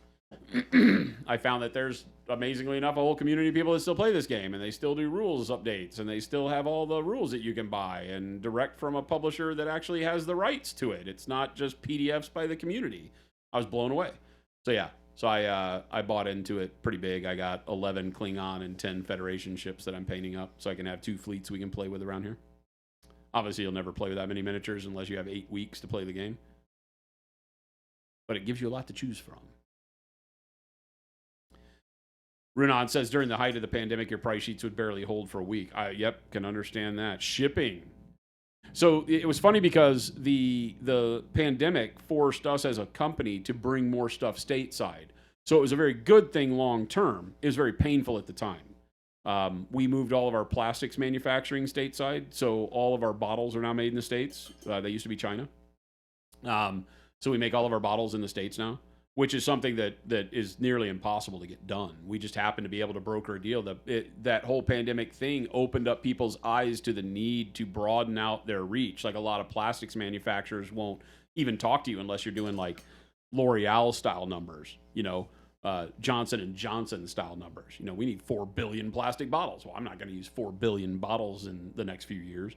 So we found a place that would work with us to help broker stateside manufacturing for our plastics. And actually, even though we did one price rise during that whole thing, and it was not much. It was 25 cents for the paints to help make up for the manufacturing costs for bringing all the plastics stateside, and well worth it. It was a necessity, and that's helped our logistics tons. But yeah, during that whole time, it was very touch and go. Like there were times where I don't think we had bottles to fill paint for like nearly 2 weeks as all that was changing over. It was a scary time for Monument Hobbies. We were like, we kind of need to make paint. Turns out we are a paint manufacturer and need to make paint. Slavic says, I want to get into BattleTech. Do you need to look into this Kickstarter? All of it's closed up, but all the stuff will be available retail once it's launched. But BattleTech's available right now at like Barnes & Noble. The Catalyst Game Labs guys, you can buy that stuff all over eBay, Amazon. It's cheap. Each of the Lance boxes with 4 mechs in it are like $27. The Clan ones are like $30. That's just because they come with an extra mech. Because they come with an extra mech. They have 5 for a star. Yeah. There's some that are even cheaper than that. Some that are like $22. It just depends on the size of the mechs. But yeah, you can buy Lances and all that stuff. The books are available through Catalyst or again at Barnes & Noble. Lots and lots of stuff. You're a little off screen. Sorry, one second. Lots and lots of stuff available for it. You don't need to worry about the Kickstarter at all. The Kickstarter has vehicles But you don't need vehicles. You can just play with mechs. There's even 3D printable stuff that Catalyst is fine with you using. They don't care. They'd love for you to buy all their stuff, but you can 3D print. They support that whole world. Because there's literally thousands of mech chassis. They'll never make them all. I mean, I say that. They might. They had one of the largest Kickstarters in the history of Kickstarter for tabletop games. Over 8 million. It's crazy. Crazy. Battletech making a comeback. We're taking our Battletech to Miniac. I will be at Miniac. I'll be doing the Trapped Under Plastic podcast and Miniac's live stream playing Battletech with him coming up at the beginning of February. February 2nd, to be exact. I'll be up there the 1st, 2nd, and 3rd hanging out with John and Scott. We're going to get Scott to play some mech on mech action. Should be fun. I have to take all the product. I'm taking all of my painted mechs up there and doing a custom scenario with him. I'm training my brain for whether or not he likes it or hates it and calls it like an old grumpy man game. So I'm going to try to do the scenario that doesn't make it an old grumpy man game and see how well we can make it happen. Avian says there was a time when the turtles had black and white masks. Yes, but if you talk to them, they were always intended to be red. Right? You have a love-hate with Battletech. You just hate when WizKids did the novels, and from that point on, I've just had a hard time sticking with it. The Dark Age stuff was rough. It was pretty rough. All the aggro mechs and mechanical stuff, it didn't really, the novels didn't really feel very Battletech. It was still a breath of fresh air for people that have been gone for a long time, like I had been at that time. The Clicks game was brutal, you know. But I have to admit, it did reinvigorate the whole scenario for me for Battletech. It had me break out some of my old novels again, like the Stackpole stuff, and you know, so I spent a lot of time on there, messing around with it. But I do get your point there. The Clicks run was rough. James, have a good one, man. Thanks for hanging out with us. Hey, James. Deadbeat says, very cool. I didn't know there was a tabletop Star Trek game. It's one of the oldest tabletop war games other than historic games in existence. It started out as what I call a pocket game. Starfleet Battles was a little half-size booklet, like a one page folded in half. And I don't remember how many pages it was. And it came in a Ziploc bag with a cardboard punch-out sheet that had punch-outs for drones and torpedo. Well, that's what drones were. With the drones and all the ships. So it didn't have any miniatures. And then they started making some miniatures. I think FASA, I don't remember who made the miniatures. I don't know if they had the FASA name on them, but they were metal and hard to come by and hard to put together, pain in the ass. So by that time, I was really into tabletop wargaming, and I had started buying D&D and Battletech miniatures because Ralph Partha was making the Battletech miniatures, and they were generally one piece. A lot of them were, wasps and stingers and spiders were all one piece. You didn't have to glue anything. Battlemaster, you didn't have to glue anything. Maybe the Battlemaster you had to glue the arm with a gun on, but it wasn't very hard. My dad had super glue. It was cool. Yeah, I've got D7s and because all of the miniatures are supported for the original series. There's nothing past the original series in supported miniatures for Starfleet Battles, Fed Commander, or any of that. All of those are done in the WizKids world for Attack Wing and Micro Machines. And believe it or not, the Micro Machines one are at a scale that you can buy some really cool miniatures and play with them on the tabletop. And you can get those on eBay. And they're like die-cast metal and plastic, but they have some cool models that you can repaint. But it is all Grey Mouser, yeah, it's all. Salvage boxes are 10 Canadian. There's even a starter set you can get from Target. Yep, 2 plastic mechs and some basic rules. And it is the basic classic rules. You have to buy the Alpha Strike box to get the Alpha Strike rule set. Yep. Yeah, and the game of modern combat or whatever it is, it has like 8 models? Yeah, 8. I think it's 8 models. And then there's a Clan Invasion box set that has like 9 or 10. They're all good. All of the box sets come with models you will play with. There's no wasted space or any of that. there are some resources if you want to get into BattleTech that you will need. You will need the websites run by third parties that have all of the information, like the combat sheets for all the mechs and things like that, because Catalyst does not do a good job of making all of that as available as it really needs to be, because there's so much. But they're working hard to make that better. Forsaken, thank you for the follow, by the way. Thank you. Mo, did Raul Partha make the Star Trek miniatures too? They kind of ruled the world back then, so they may have made it and stuck the FASA name on it. I don't remember. Panic Bomb says, think Raul Partha made the metal ones. Yeah, okay, maybe so. StarfleetGames.com, Deadbeat, is called Amarillo Design Bureau, and that's who you want to get all your stuff from. They own the rights from Paramount for all the Star Trek tabletop games. Yep, Starfleet Games. They're ADB, they're in Texas. Amarillo Design Bureau.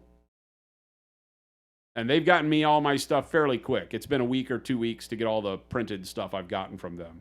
They still do the laminated cards for Federation Commander. They do the rule books. I have all the rule books from them for both Starfleet Battles and Federation Commander. So you order straight from them. Yeah. You can also get it on like Drive-Thru RPG if you just want PDFs. Costs the same amount though, so I just bought the hardbacks.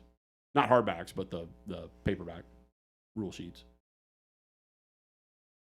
Jade, take it easy. Have a great night. We're about to wrap it up too here. See you later, Jade. The original series is all you want, Deadbeat. You're like me. I think that those Federation ships look the best, and I think those Klingon ships look the best. It just doesn't give you a whole lot to work with on like the Romulans. They do have some more modern looking Romulans, but they are not the ones from like the Next Generation, where the Romulans started looking like their Warbird wound up being that big, avian-looking model, as opposed to the Warbird that's the round one with the nacelles off to the side and the bird painted on the bottom. That's the one you'll get. But they got Romulan, Gorn, all the races that existed back then in the Alpha Quadrant are all part of the game, and then they have Beta Quadrant and Gamma Quadrant and Delta Quadrant races as well that they support with ships. So there's hundreds and hundreds of ships. So tons of stuff and more scenarios than you can shake a stick at, because they did this thing called the Captain's Log, and every Captain's Log had at least one battle scenario in it, and usually a new ship. And there's like hundreds of the Captain's Log magazines, and you can still get all of those in PDF. So all that stuff has survived for decades, which is amazing. It's a crunchy ass game, not gonna lie. Starfleet Battles, rough. Federation Commander, much better. And then there's another one that's called Starmada, and it's even more scaled down.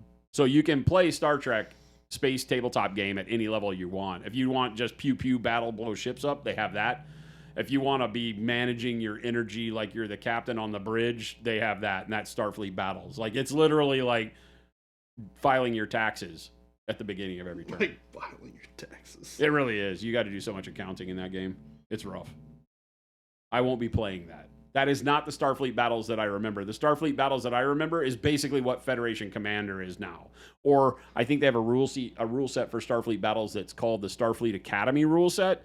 And the Academy rule set is the original pocket book rule set, or more closely related to it, that doesn't have all the accounting management stuff. It's literally just a ship with shields and boxes to check off like BattleTech, and you go around and shoot stuff. So,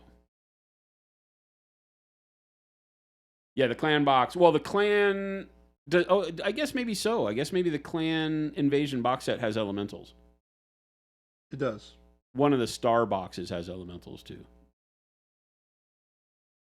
Yeah, locational damage and everything, Deadbeat. Yeah, it's the game. If you remember it, it's there. Boom, done. Everything you need. I've got it all here. Once I get some time to live with the rules for a minute, I'll do a game with a couple of people around here where we'll play 2v2 Klingon and Federation. We'll each get a ship and fly around and blow each other up. You know I'm in. I've never had a game be sold to me better than this. Did you love Star Trek but thought there weren't enough spreadsheets? Well, I'm not that guy. I want it to be easy. I want to fly around and blow stuff up. I ain't got patience for accounting. I do that all day as a businessman. Yeah. You can hook your brother into this too, Deadbeat. It's amazing, man. That whole world. But like I say, get Federation Commander. Federation Commander plays two ways. It plays in fleet scale and squadron scale. And at squadron scale, it plays really, really fast. Or no, at fleet scale maybe, it plays really fast. It has the ship... what do they call it? The SSD the one that has all the boxes, shows you all the shields and weapons that your ship has. Those come laminated on half sheets for Federation Commander, and each ship has a front and a back. And on one side, it has half the amount of boxes as the other. The side with the more boxes is the Starfleet battle side. It's exactly the same as Starfleet battles in most cases. And on the other side, it's half the amount of boxes. So you can literally play however you want and just flip the card over and have fewer boxes so your ships don't last as long. Time to kill is a lot quicker with that. So you can play quick games, even at fleet scale. So you can play, it lets you play 9 or 10 ships in the same amount of time you would normally only be able to play with 2 or 3. So. Power Thirst, thank you for the follow. Yeah, we've gotten a lot of people hooked on it now because it turns out there's a lot of Trekkies in our nerd world. And what better way than to pilot Starfleet ships and blow up Klingons, or vice versa.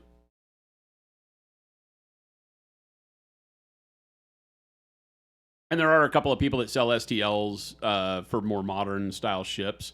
And there's a whole community out there where you can find SDSs for those modern ships that are just kind of house ruled. And most of the community, as you can imagine from Trekkies, are very interested in keeping it canon.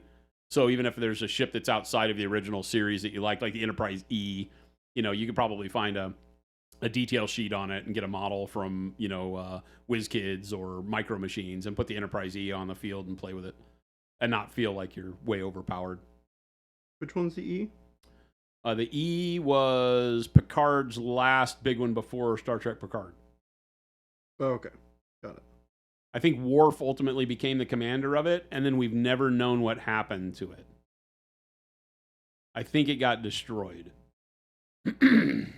But somebody that has watched Picard would have to tell you. I don't know. I don't know if they've... I saw some meme where it was a video where Worf going, you know... Somebody said, you know... Well, we could have had the Enterprise E, and Worf was like, that wasn't my fault. You know, so I don't know if he blew it up, but supposedly I think he commanded it for a while after Picard retired, because he was the first officer after Riker and his Titan. wife left for the Titan. Yeah. Gosu, take it easy, man. Good to see you. See you, Gosu. All this Star Trek talk's making you want to spend recklessly. We're good for that. Kapla. We will help you spend your money. Kapla means my pencil is yellow. Kapla makes your pencil yellow? What? I speak very fluent Klingon. Oh. Kerpla means my pencil is yellow. That was a joke a buddy of mine used to tell. He used to make fun of all the Trekkies. He was a nerd himself, but he wasn't a big Star Trek nerd. He was more Star Wars than Star Trek. And so he used to make fun of people that were trying to speak Klingon at conventions.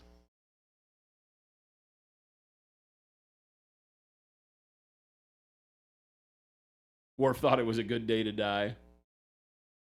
That was when he was he wasn't on the Defiant, was he? What ship was he in? Today is a good day to die. I don't remember. I feel like he says that Maybe couple he of was. times. Was that in Deep Space Nine? Because Worf was on Deep Space Nine for a minute. I'm not a Next Generation guy, so a lot of that's lost on me. I'm reading a book right now that includes Worf and Picard and Riker. It's a Next Generation era book. But I really don't know anything about them. If I recall, I think he was on the Defiant, right? First Contact? I believe it was. Yeah, First Contact, he was on the Defiant. Because he was saved by the Enterprise E coming in and blocking the next shot from the Borg after they froze his ship. Because the Borg were basically tractor beaming all the ships. They had like 50 million tractor beams and were slowing them down and then punching through them, right? Yep. Yeah. I do remember that from the movie. That is my favorite Star Trek movie, by the way. Have you ever heard of this game that Discord Minis talks about called Bottle Tech? No, is this like a proxy style kind of game? That sounds funny. Grey Mouser. If Sophie tells you to feed his dog and he has a brow ridge, run. What? The dog? Or me? I don't have a brow ridge, do I? I don't feel like I do. I don't feel like I do. I mean, I do, because I have a skull shaped like a human skull, but it is not pronounced. The Defiant is Deep Space Nine. Yes, it was the ship there, right? So he lived on the Defiant. Gotcha. Who was the captain of the Defiant? He was an interesting character because I think he was like a moral dilemma guy. He was like willing to kill people to make the right stuff happen, right? I have not seen DSG. Or no, sorry. Deep Space Nine. Yeah. Deep Space Nine. Think of a different one. But yes, Oh, you I have to not look seen that up. They were dissing BattleTech. Oh, I need to go check it out then. Funny meme stuff. Cisco was first captain of the Defiant. Was that before he was promoted to being head of Deep Space Nine? Which one's Cisco? Cisco was the guy who ran Deep Space Nine. I don't know. I don't know Deep Space Nine. Oh. Riker didn't run the Defiant. Riker's first commission was, I mean, maybe in the shows. I'm not talking about, I just know that Riker's first true captaining commission was the Titan. He left in, I forget what movie it was. Which? But Riker and Deanna Troi got married. Oh, it was in the last one. Yeah, the last one, right? Yeah. And he went off and took over the Titan. Praetor Shinzon. Yeah. Doc Brown shoots the weapons officer, destroys the Grissom. He tells the other one to feed his dog. Oh, yeah, right. Doc Brown was a Klingon. Aha, I remember this.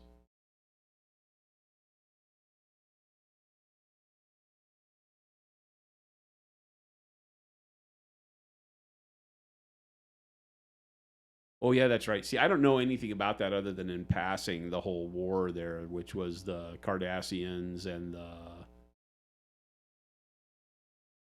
What was that whole war called? Wasn't the Cardassian War. There's so much Star Trek lore. It's mind-numbing. There is so much of it. Mind-numbing. Did you go look for, what show were we talking about that you said you were going to try to go watch? Oh, no, the books, Repairman Jack. Yeah, I literally was on lunch trying to remember the name of it, and I couldn't remember. Yeah, Repairman Jack.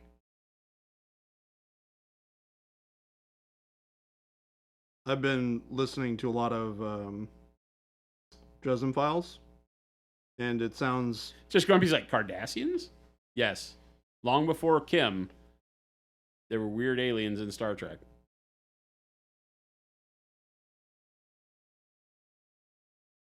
Dominion War, that's it. Deadbeat. Yeah, Dominion War. Yeah, that happened in the middle of Deep Space Nine.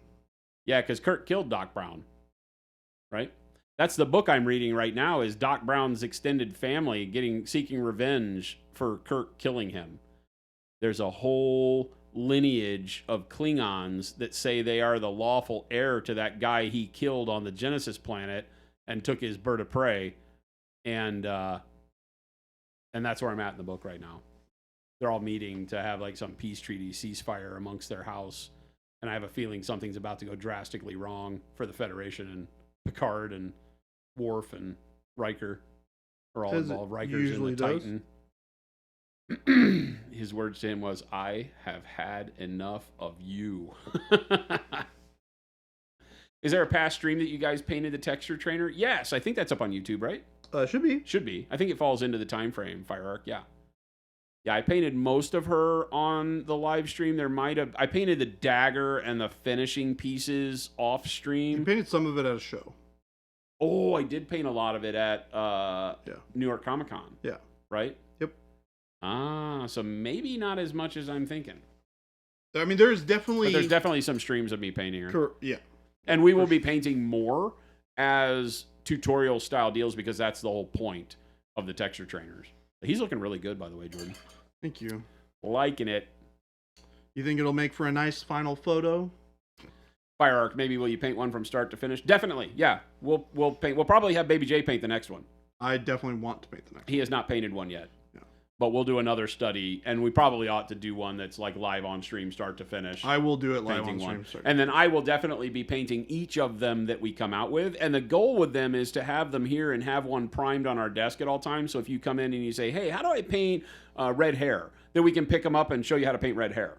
The nice thing is that it really is meant as a training tool, not only for us to show people how to paint, but for you guys to have and say, "Oh, I'm watching this video of this cool thing. I really want to see if I can do that." And you can have those textures on a model in front of you that you can hold in your hand easily and not be afraid to attack and try colors on it, and then prime it again and paint over it. And that's the point of the $20. For $20, you can use it as a scratch pad, basically. Paint it again, paint it again, paint it again, paint it again, strip it, paint it more, do whatever you want. You know, My we try to keep the multiples- details very nice and crisp on it, but also to a point to where they're not small and tiny and going to break. You can literally manhandle this thing and have it around for a long time.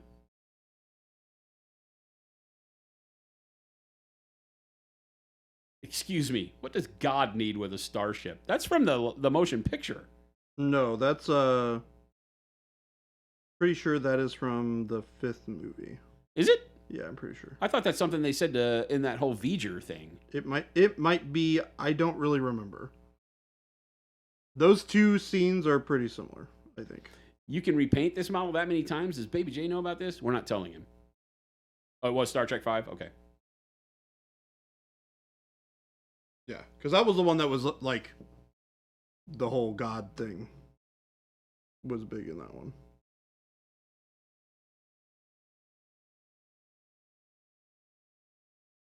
You know too much of Star Trek.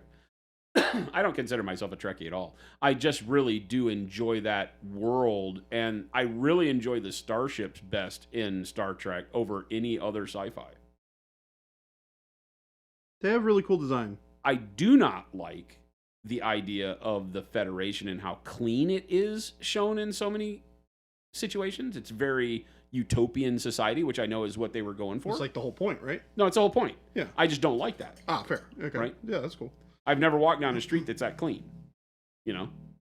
So I like it when it feels a little grittier. It doesn't have to be quite Blade Runner or Alien.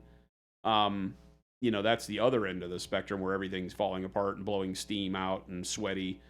Doesn't have to be quite that, but something in between, right? Like, I just don't feel like a starship would be that clean all the time. But then you went from, like, the inside of the Federation ships, which were like, you know, you'd eat off the floors, to the inside of Klingon ships that felt like people were pissing on the floors, right? To Romulans that were kind of in the middle. And I always felt like it was a little too sterile for me on the Federation side. But when you were outside the ship, oh man, the first time you see freaking Klingon battle cruisers, it's just, there's nothing like that. They are some of the most iconic ships ever made. The Enterprise, those nacelles, the way the saucer was, the way that from a front firing profile, there's not much to hit. You know, it just made sense and it was cool. And they felt like they would be these big lumbering, not fast moving, you know, ships of the line kind of thing. Hundreds of people and crew on board. But the Klingons, when they came out in like the motion picture, were just like, oh yeah, right? The sound track and the music that was playing as V'ger ate them alive, like disintegrated the two D7s. Are they D7s? I think they're D7s. God, I haven't seen the motion picture in so long. V'ger.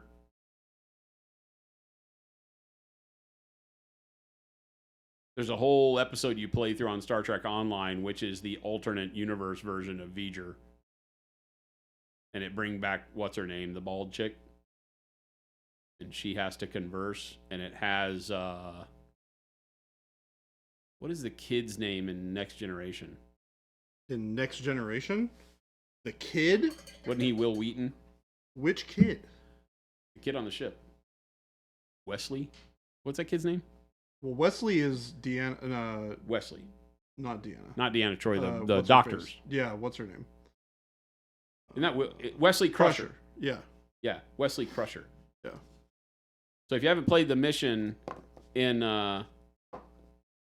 Star Trek Online, spoiler alert, it's Wesley Crusher is the bad guy.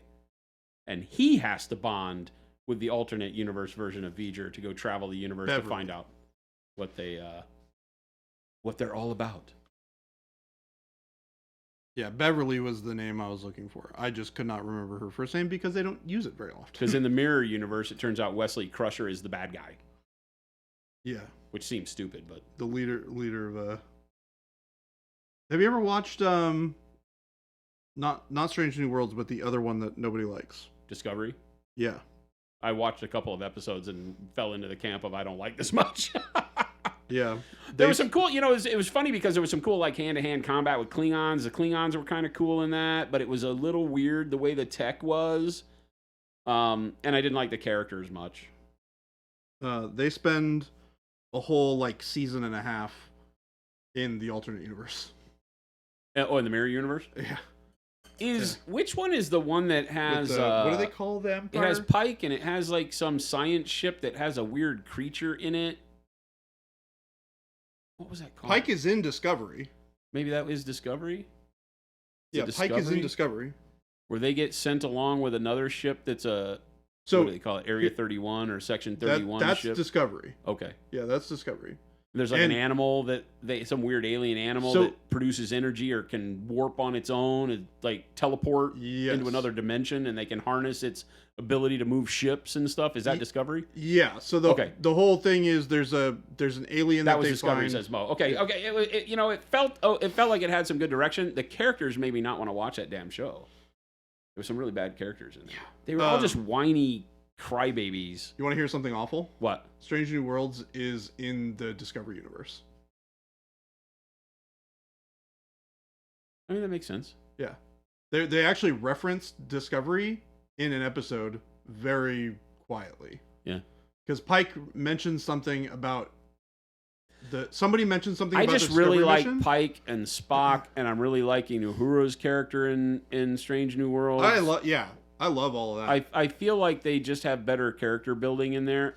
The Doctor bums me out a little bit with how militaristic he is. And it's not that I don't like that character. I think that's cool because he's a war veteran who has this serum he made that turns him into like a adrenalized super soldier, right?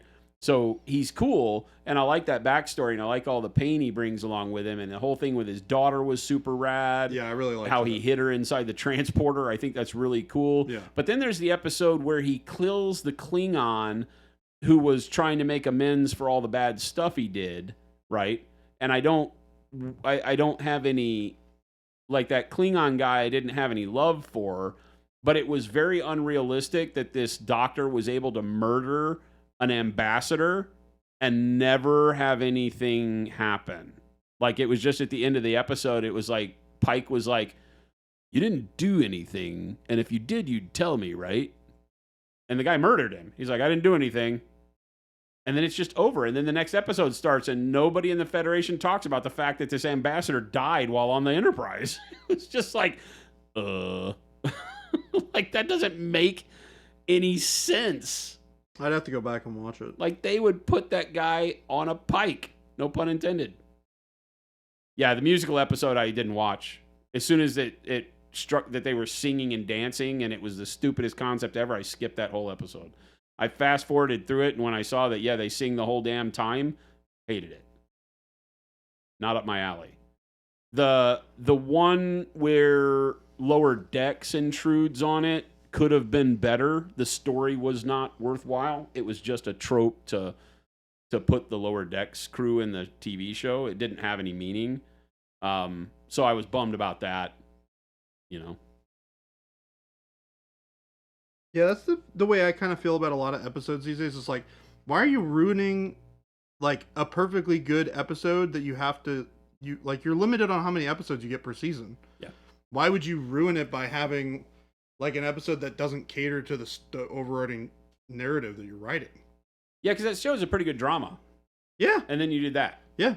And then you do some comedy stuff in there that's just totally out of whack. Well, and now it's very original series stuff, because the original series had some episodes that, because they were written all by different people and they were trying new things and they were just trying to see what worked because it was new for its age. Nobody had ever done it before. Yep. It felt a little bit more experimental. This felt forced. There was no reason to have that like a slapstick issue with the Lower Deck stuff, and then the singing and dancing stuff. I'm just not the kind of person that likes that stuff anyway. And one of the reasons that I really like Strange New Worlds is that it does hold my attention as a drama without being overly drama, super serious drama. Yeah. You know, I still feel like there's some good interaction between Spock and Pike and all that kind of stuff. So. Well, I thought it was really interesting that you brought a character. Just Grumpy says it was actually some good singing. Don't care. You don't sing in Star Trek. That's not what Star Trek is. I was really interested by the fact that they brought a character like Pike in who, like, he's going to die. Yeah. From the first episode. His whole thing is he's seen his death. Yeah. He knows that he dies at some point doing something heroic, but in a horrible way. And it like haunts him. Yeah. Which is very, very interesting. I also don't like the fact that the actor they picked to portray Kirk in this universe Was what's his face? Yeah. looks exactly like the actor that played Pike in the original series. Oh, really? Yeah. Oh, I didn't know that. Doesn't look anything like Kirk, right? Yes. But looks exactly like Pike from the original series. Maybe not exactly, but very, very close. Yeah. Close enough. Close enough. So, not a fan. I hate the stuff about Spock's love life a little bit, too. It was cool at first, and then it became forced, right? Yes. I think with the nurse now, it's better, but I think it was a lot of stupidity with his betrothed that I didn't need.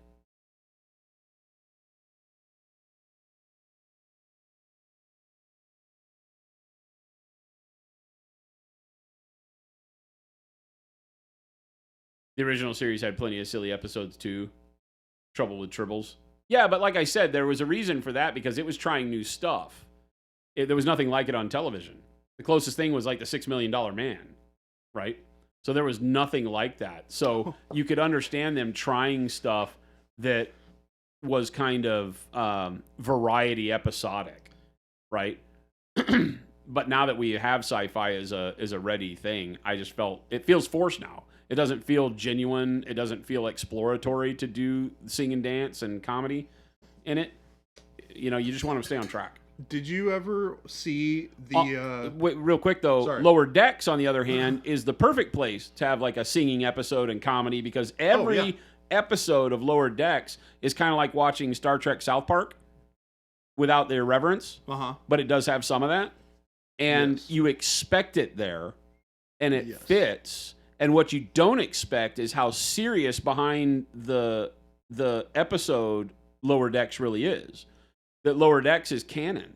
Like, it has some things happening along the procession of the storyline that are really serious drama things packaged up in a cartoon that's kind of irreverent and funny. Yes. So. $6 Million Man, they saved so much film time by going slow motion. Yeah, they did.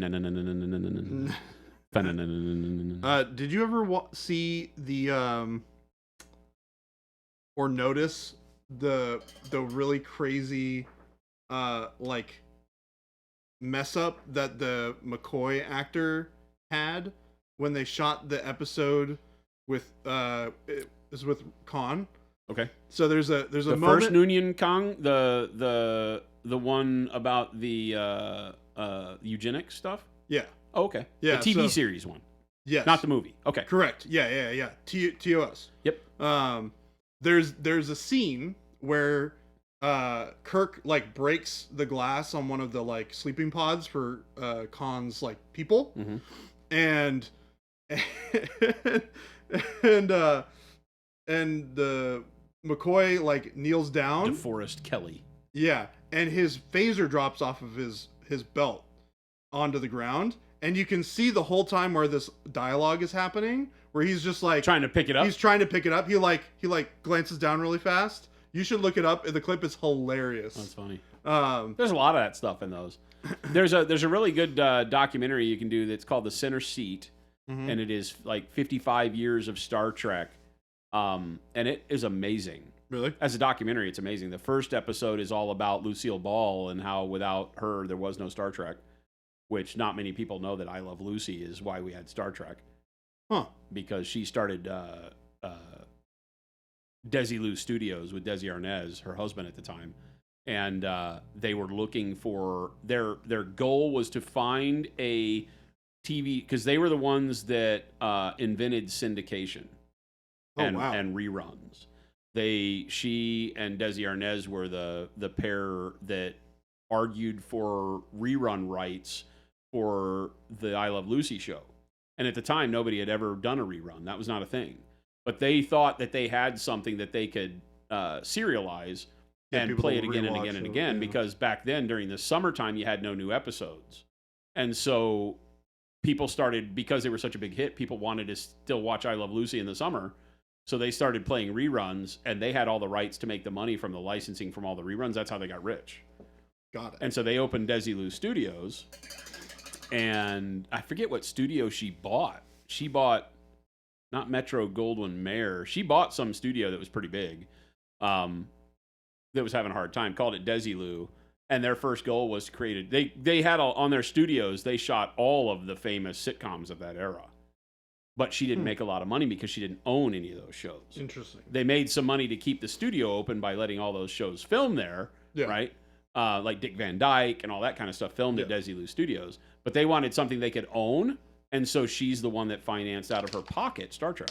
Oh, wow. Yeah, because it cost more than like big, great films of the time to do all that effects, even though it was cheesy. Right. You know, and they were running out of money, but she believed in it and kept backing it because she felt like that was the show that would do well as a rerun in syndication, and it was the biggest show in the history of mankind in syndication. Even though it only had 3 seasons as a regular series, it did better in viewer watching than most first-run TV shows once it hit syndication, and that's really where it made its stride. So, yep, Desilu. That's crazy. Where is that at? The documentary? Yeah. I think it's on Amazon, maybe? Okay. I have Amazon. I don't think it's on Paramount Plus with all the other Star Trek stuff. I think it's on Amazon or Netflix, and it's called Center Seat. Okay. Yeah, I'll have to check it out. The Center Seat. It's narrated by some woman that's been in the old original series or in Star Trek Next Generation. It's very well narrated and has a lot of stuff. But it goes periodic. It goes by era. So it moves from, the original series into Next Gen, and I haven't watched it into that stuff. Okay. I've only watched like 3 or 4 episodes, but it's fantastic, the information it gives you. How late is the shop open if I were to pick up an order on Thursday? 4 p.m., Just Grumpy. You never see Scotty's hand because James Doohan lost a finger in the war? Oh, really? That's crazy. Awkwardish. Yeah, we're about to hop off. Jordan really wanted to finish this model. And I'm having fun talking to my friends on the internet. Do what I want. We're limited on time before we head out to LVO, and I wanted to make sure we got this finished. Apparently, the actors ran into the doors a lot. The doors had the pulley systems break a lot to where they'd go and run. They'd go to open the doors and only one would open because the pulley system would break. So only one side of the door would open and they'd run into the doors. Oh, gosh. Center seat. Yes, Mo. Center seat.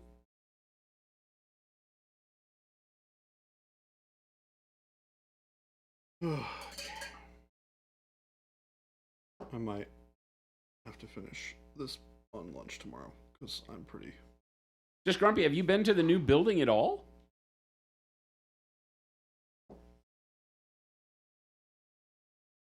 Ghost Hunter says, "Yeah, I have a friend on the internet."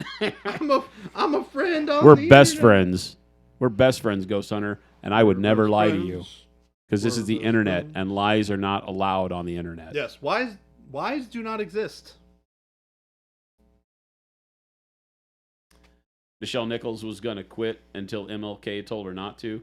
Technically, I think that she had a conversation with MLK, and he said that she was right where she needed to be, because think of all of the little girls who would see her and know that that was something they could attain, right? Because there was some struggle there because people had put it into her mind that she was just a glorified telephone operator and didn't have any place, and that was not right at all. No.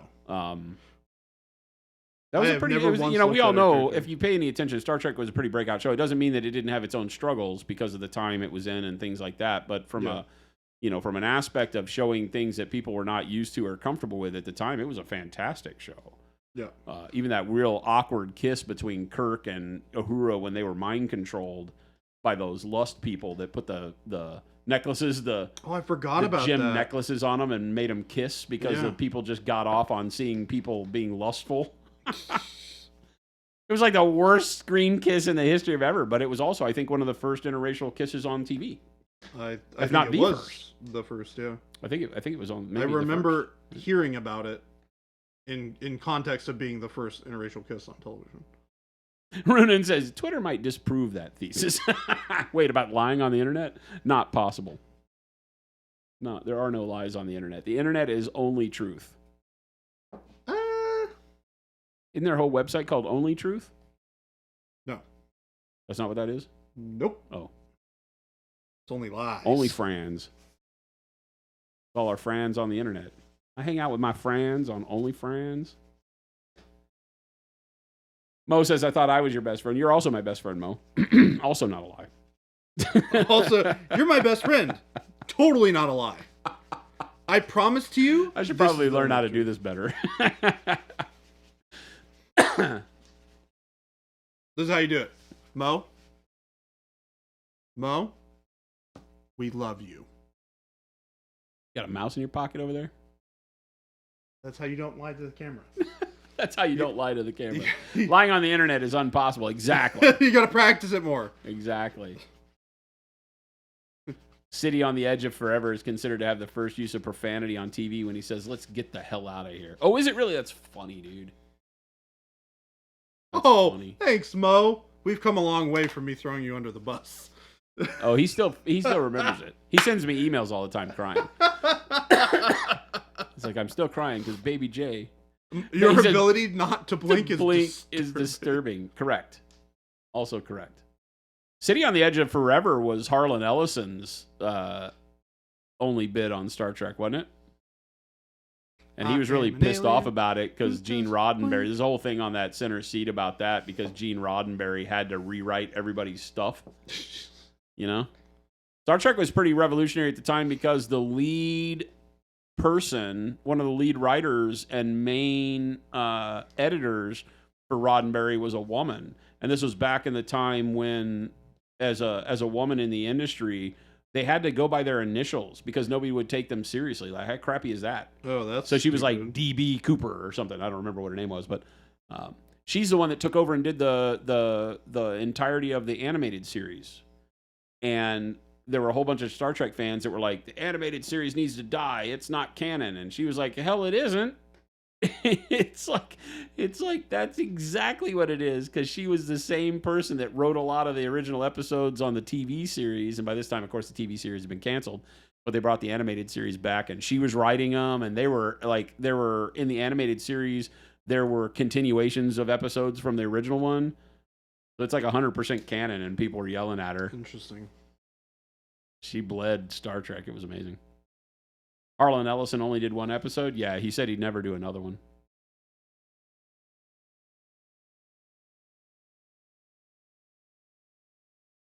Yeah, man. You can find the movie, The City on the Edge of Forever, and when you look it up, I don't even think it notates the Star Trek logo on it anywhere. Maybe I'm wrong about that, but it has like Harlan Ellison's face. And it's presented in like its original format. So I don't know if it got filmed as a non-Star Trek thing or what, but it was pretty good sci-fi. Harlan Ellison's a hell of a writer. But Roddenberry was supposedly absolutely atrocious to work with. Yeah, there was a triple episode in the cartoons. That was a follow-up on that one. Mud was in the cartoons. Don't Tribbles show back up in like a lot of the other like series as well? I don't know. I only know the Trouble with Tribbles and the cartoon one. Because those are the little like furry animals that like keep on duplicating, right? Yeah. There's definitely an episode. I want to say it's in TNG. So Mud has 3 episodes. Is he in 2 of the original TV series? Because he's in one of the cartoon ones. Gene's wife was the computer voice on The Next Generation. Oh, that's funny. Oh, in Deep Space Nine, they had a time travel episode where they went back to that time and they had Tribbles. Oh, they get pulled back into the Trouble with Tribbles. Oh, maybe that was the scene that I've seen. Mud had 2 live action. Yeah, then he's been in 3 because he was... he's Harry Mudd, right? Harry Mudd was in the cartoon, too. At least one on the cartoon.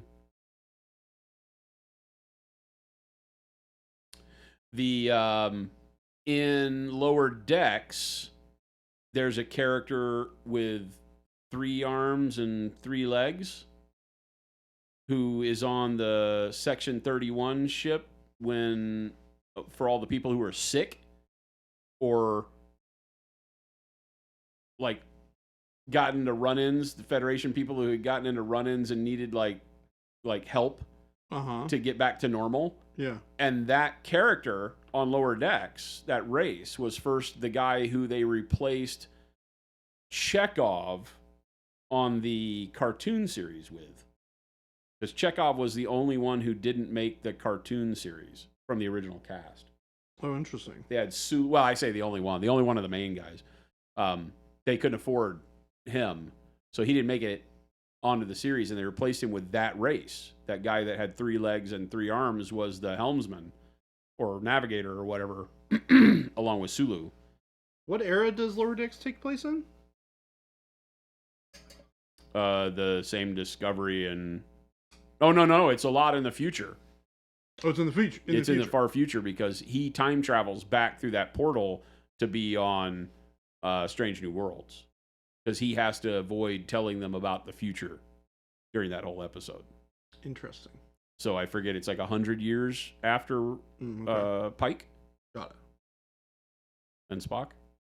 Wait, which is like 2300. It's like just around the time of Picard. Maybe I want to say it's after? like the 2300s. Yeah, because Riker is flying the Titan in Lower Decks. Yeah, because they meet Riker on the Titan. Because like I want to say so it's at the tail end of all of that is being brought together in a timeline that fits the new Picard show. Yeah. So they've erased a bunch of what was old canon and called that alternate universe stuff, and they're making the Picard era stuff the main timeline now. I don't know what that's called, but that's been what they did. They have a whole series that is called... I'm going to lie to you. There's a trilogy of books that kill off nearly everybody that you used to love in Star Trek outside of the Picard series. Jeez. They close up a lot of loops in that trilogy, but it's literally like every chapter is somebody else dies. You know? Yeah. It's like Janeway. Let's just kill everybody. You know, let's talk about how everybody dies. Because they're tying up all the loose ends of that alternate universe and then moving into where Picard and the current way that they're moving is all there is. Interesting. Well, I say all there is, and then the J.J. Abrams universe that is the alternate of Kirk's timeline. Right.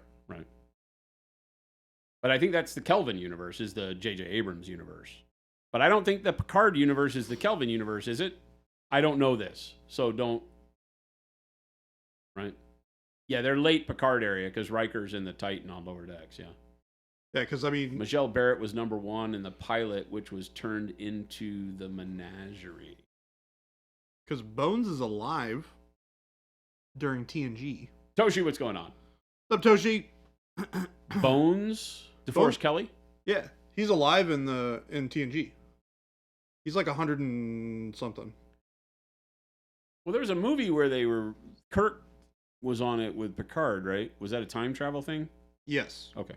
That was 1983. What's going on? Welcome, Raiders. Welcome. Hello. We're wrapping up here with just some Star Trek talk. Thank you, Deadbeat Artist Generations. So. You walked in halfway into Slow Fuse's timeline story. I got 2 kinds of wet in my pants.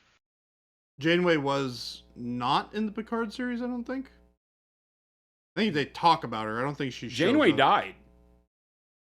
Right? Janeway crashed her ship. She sent everybody off to safety and piloted her ship into the big world-ending machine. Killed herself in the Voyager. Hey, somebody likes us. Raid and Run, Toshi, thank you so much. Good to see you. See ya. Higher Pilot, what's going on? All right. Scotty got trapped in the transporter and showed up in the Next Generation. Oh, really? I'm going to do some G Money, thank you for the follow. And then I think see you, Toshi. What color do I do these eyes? I'm just going to do them glowy. Take it easy, Slayer Street. We'll see you later. What's that? His eyes? Yeah. What color glow?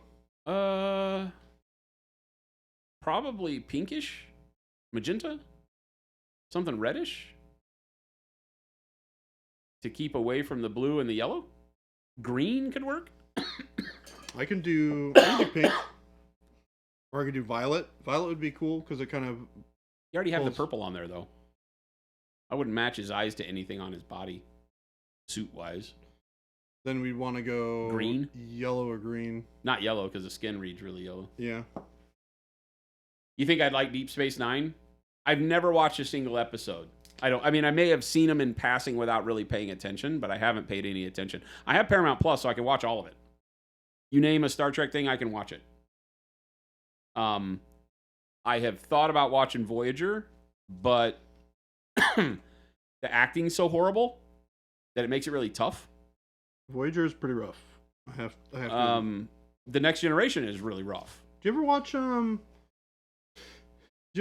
what's it called? It's the prequel one. Enterprise? Enterprise. Yeah. I watched a couple of episodes of Enterprise when it was coming out periodically. Yeah. Or, it was coming out serially. But I haven't paid attention to it ever since.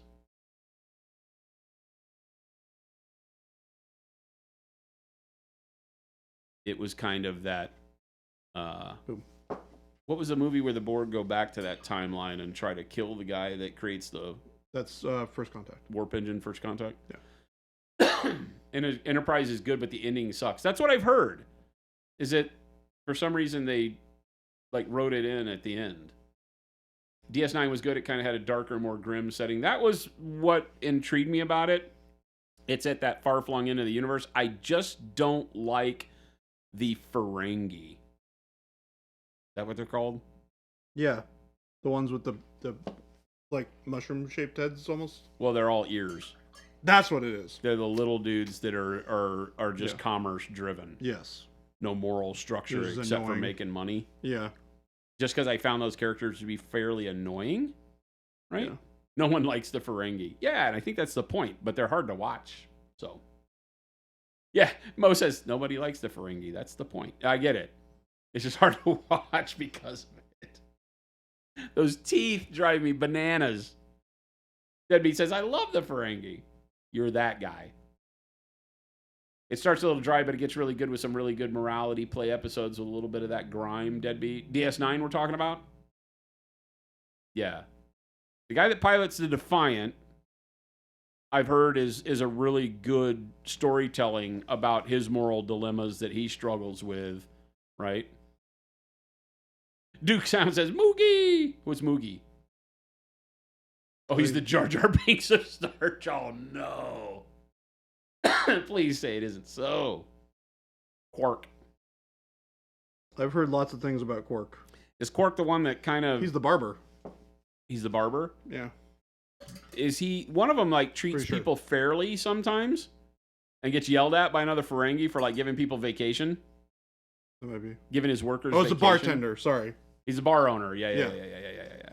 I knew it was bar something. I have seen an episode with a Ferengi getting yelled at by another Ferengi because he gave people time off and he wasn't upcharging his customers enough. So maybe that was Quark.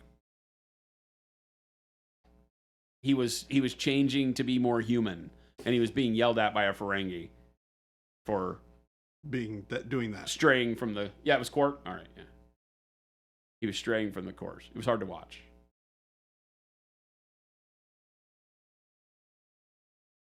They made the Ferengi in Enterprise a lot more violent than they are in Deep Space Nine. If you play Star Trek Online, the Ferengi will wreck you. They don't joke.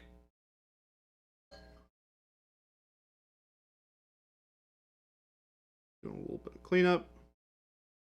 And then I think this guy's done. He's looking good. He's looking good. I need to... Ferengi are the ultimate capitalists.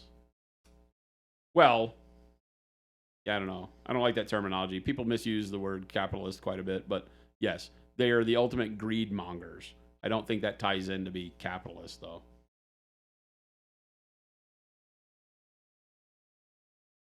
They're like the guy that tried to stand up for his right to buy, what was it? He bought the company that made all of the insulin stuff and marked it up 500%. Or EpiPen or whatever and marked up 500% or 5,000%. You know?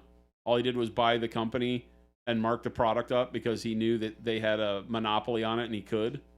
That's Ferengi, right? Yep, That's true. what the Ferengi do. That is not capitalism, by the way. That is not free market capitalism. That is borderline illegal activity. Borderline illegal activity. That's not the market. Just so does you'll not know. the market in a free market capitalism world does not allow that to happen, right? Because there can be no monopolies in a free market capitalist environment. But the Ferengi are all monopolists. Hooper triplet. We're about done. Yep. We're about done. Yankee Pirates in the first episode, if you remember the Ferengi. Yankee Pirates. You hate that at the end of the day, Baby J is just going to repaint this? He won't. I am not going to repaint this. He won't. Is that a pickle? No, that is a bottle of wine. I'm Pickle Rick! I think it's supposed to be like a soda can. Soda Oh, bottle. it is. It's a bottle. Yeah. I want it to be Pickle Rick. Pickle So Rick. I need you to put little green stuff arms and legs on it and a laser weapon. Just, I'm Pickle Rick! I'm Pickle Rick. There's a Pickle Rick on my desk, I think. I think there is too. I forget who gave me the Pickle Rick.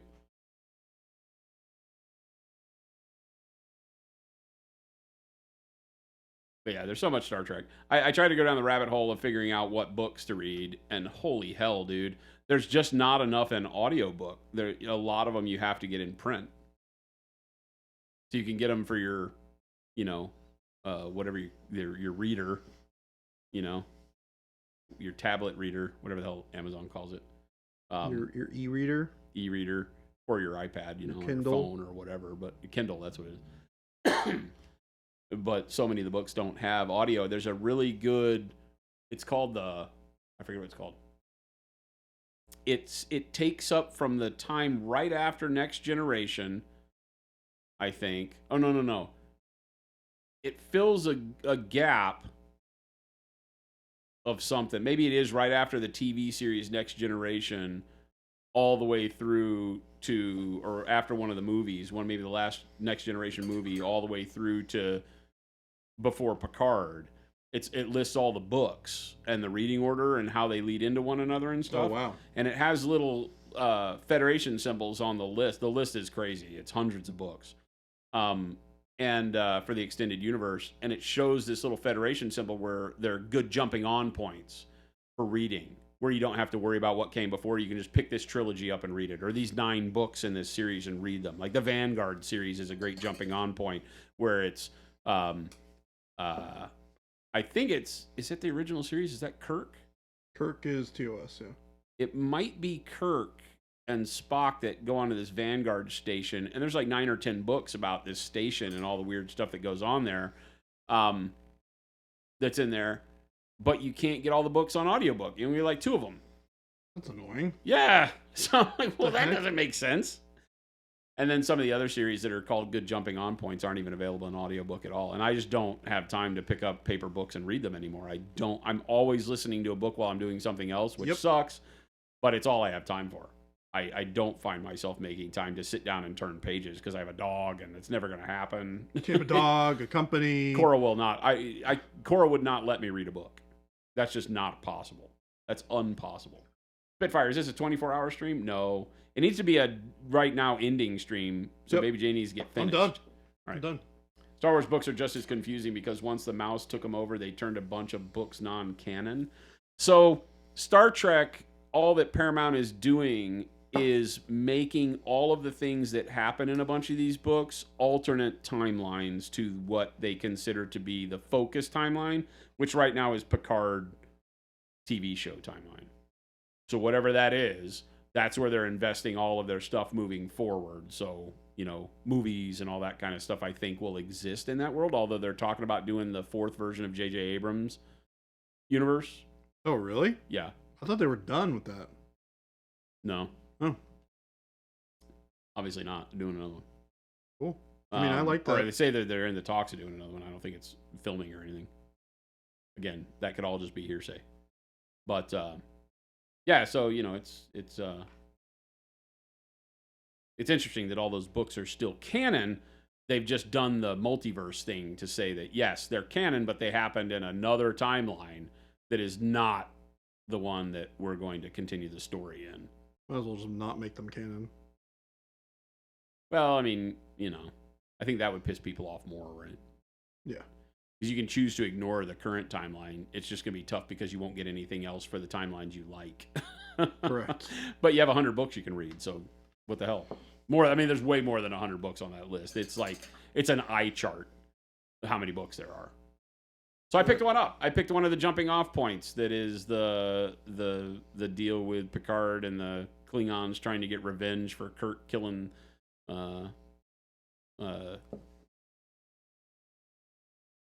Back to the Future Doctor during the Genesis thing. Search for Spock. Looks good. All right. We're done. Thank you guys so much for hanging out. I know we've gone 2 hours over our 2-hour stream. Thank you, Jason, for hanging out with me while I do all of this. I love it. It's been fun talking nerd stuff. It has been fun talking and nerd stuff. I think I'm going to go out on a limb and say that J.J. Abrams' Star Treks are the best Star Treks ever made. Complete package. I don't care if you like lens flares or not. Amazing. I don't know if I would agree. They are Star Trek. Well, I can't say all of them.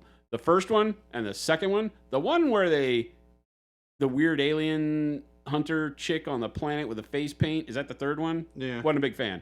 Yeah. The Khan Noonien Singh one I thought was pretty good. I liked that version of Khan and the eugenic stuff. Yeah. It could have been better. It wasn't Wrath of Khan, so that was a little disturbing. Yeah. But I liked it. Yeah. Yeah.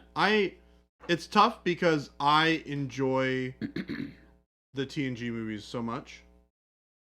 Specifically the ones of them that I like. I don't like I don't feel any attachment to any of those characters, but I know a lot of people who grew up with Picard being their captain. It makes sense. For me, Kirk and Spock were Star Trek, and that Enterprise was Star Trek.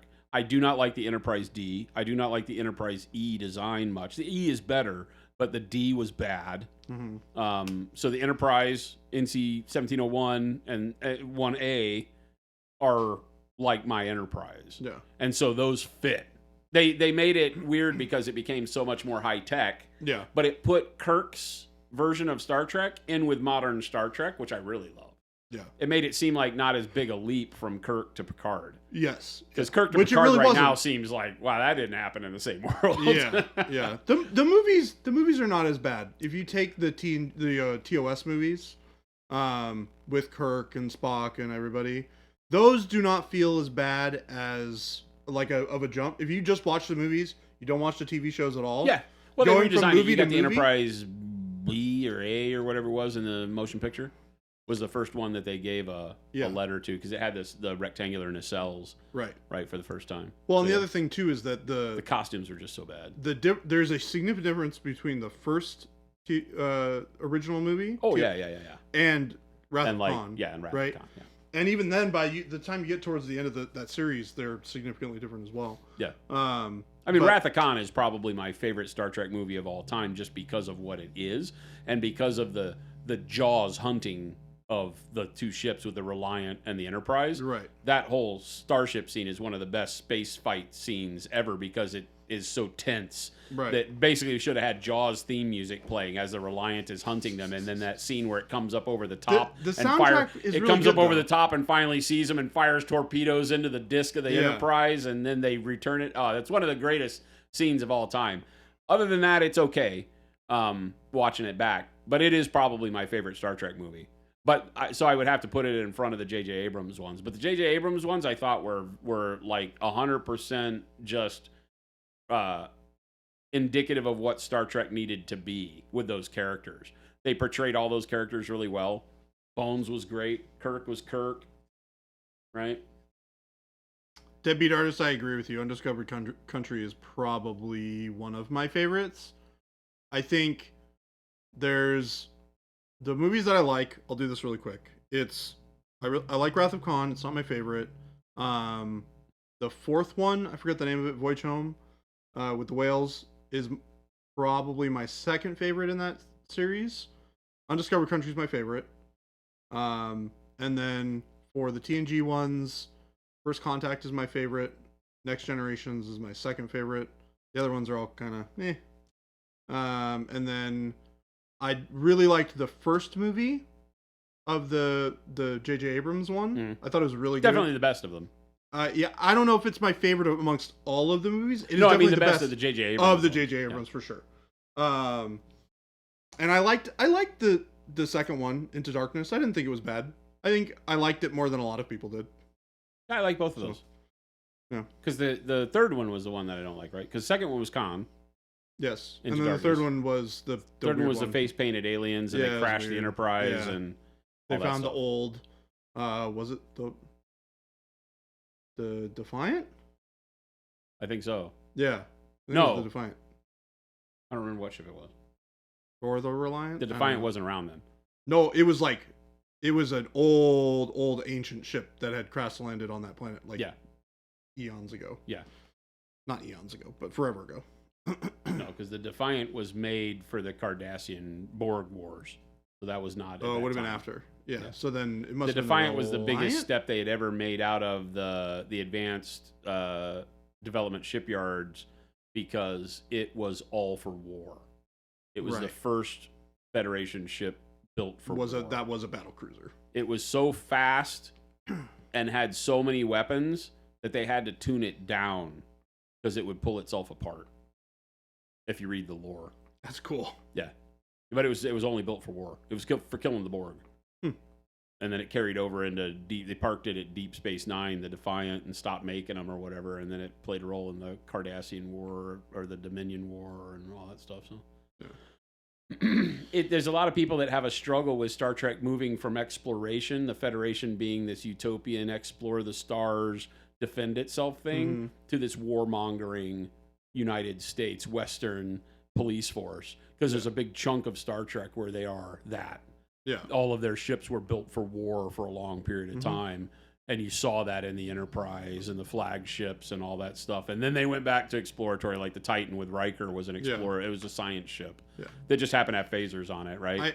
I would like to see a show that can take us from the exploratory stuff, have the military stuff happen, and then culminate going back to. Well, that's what all the exploratory shows stuff. do, right? The shows, try to. because it being exploratory science vessels, they all were armed to the teeth. Yeah. The idea through all of the canon-wise is that every Federation ship ever made should be able to kill anything it comes up against.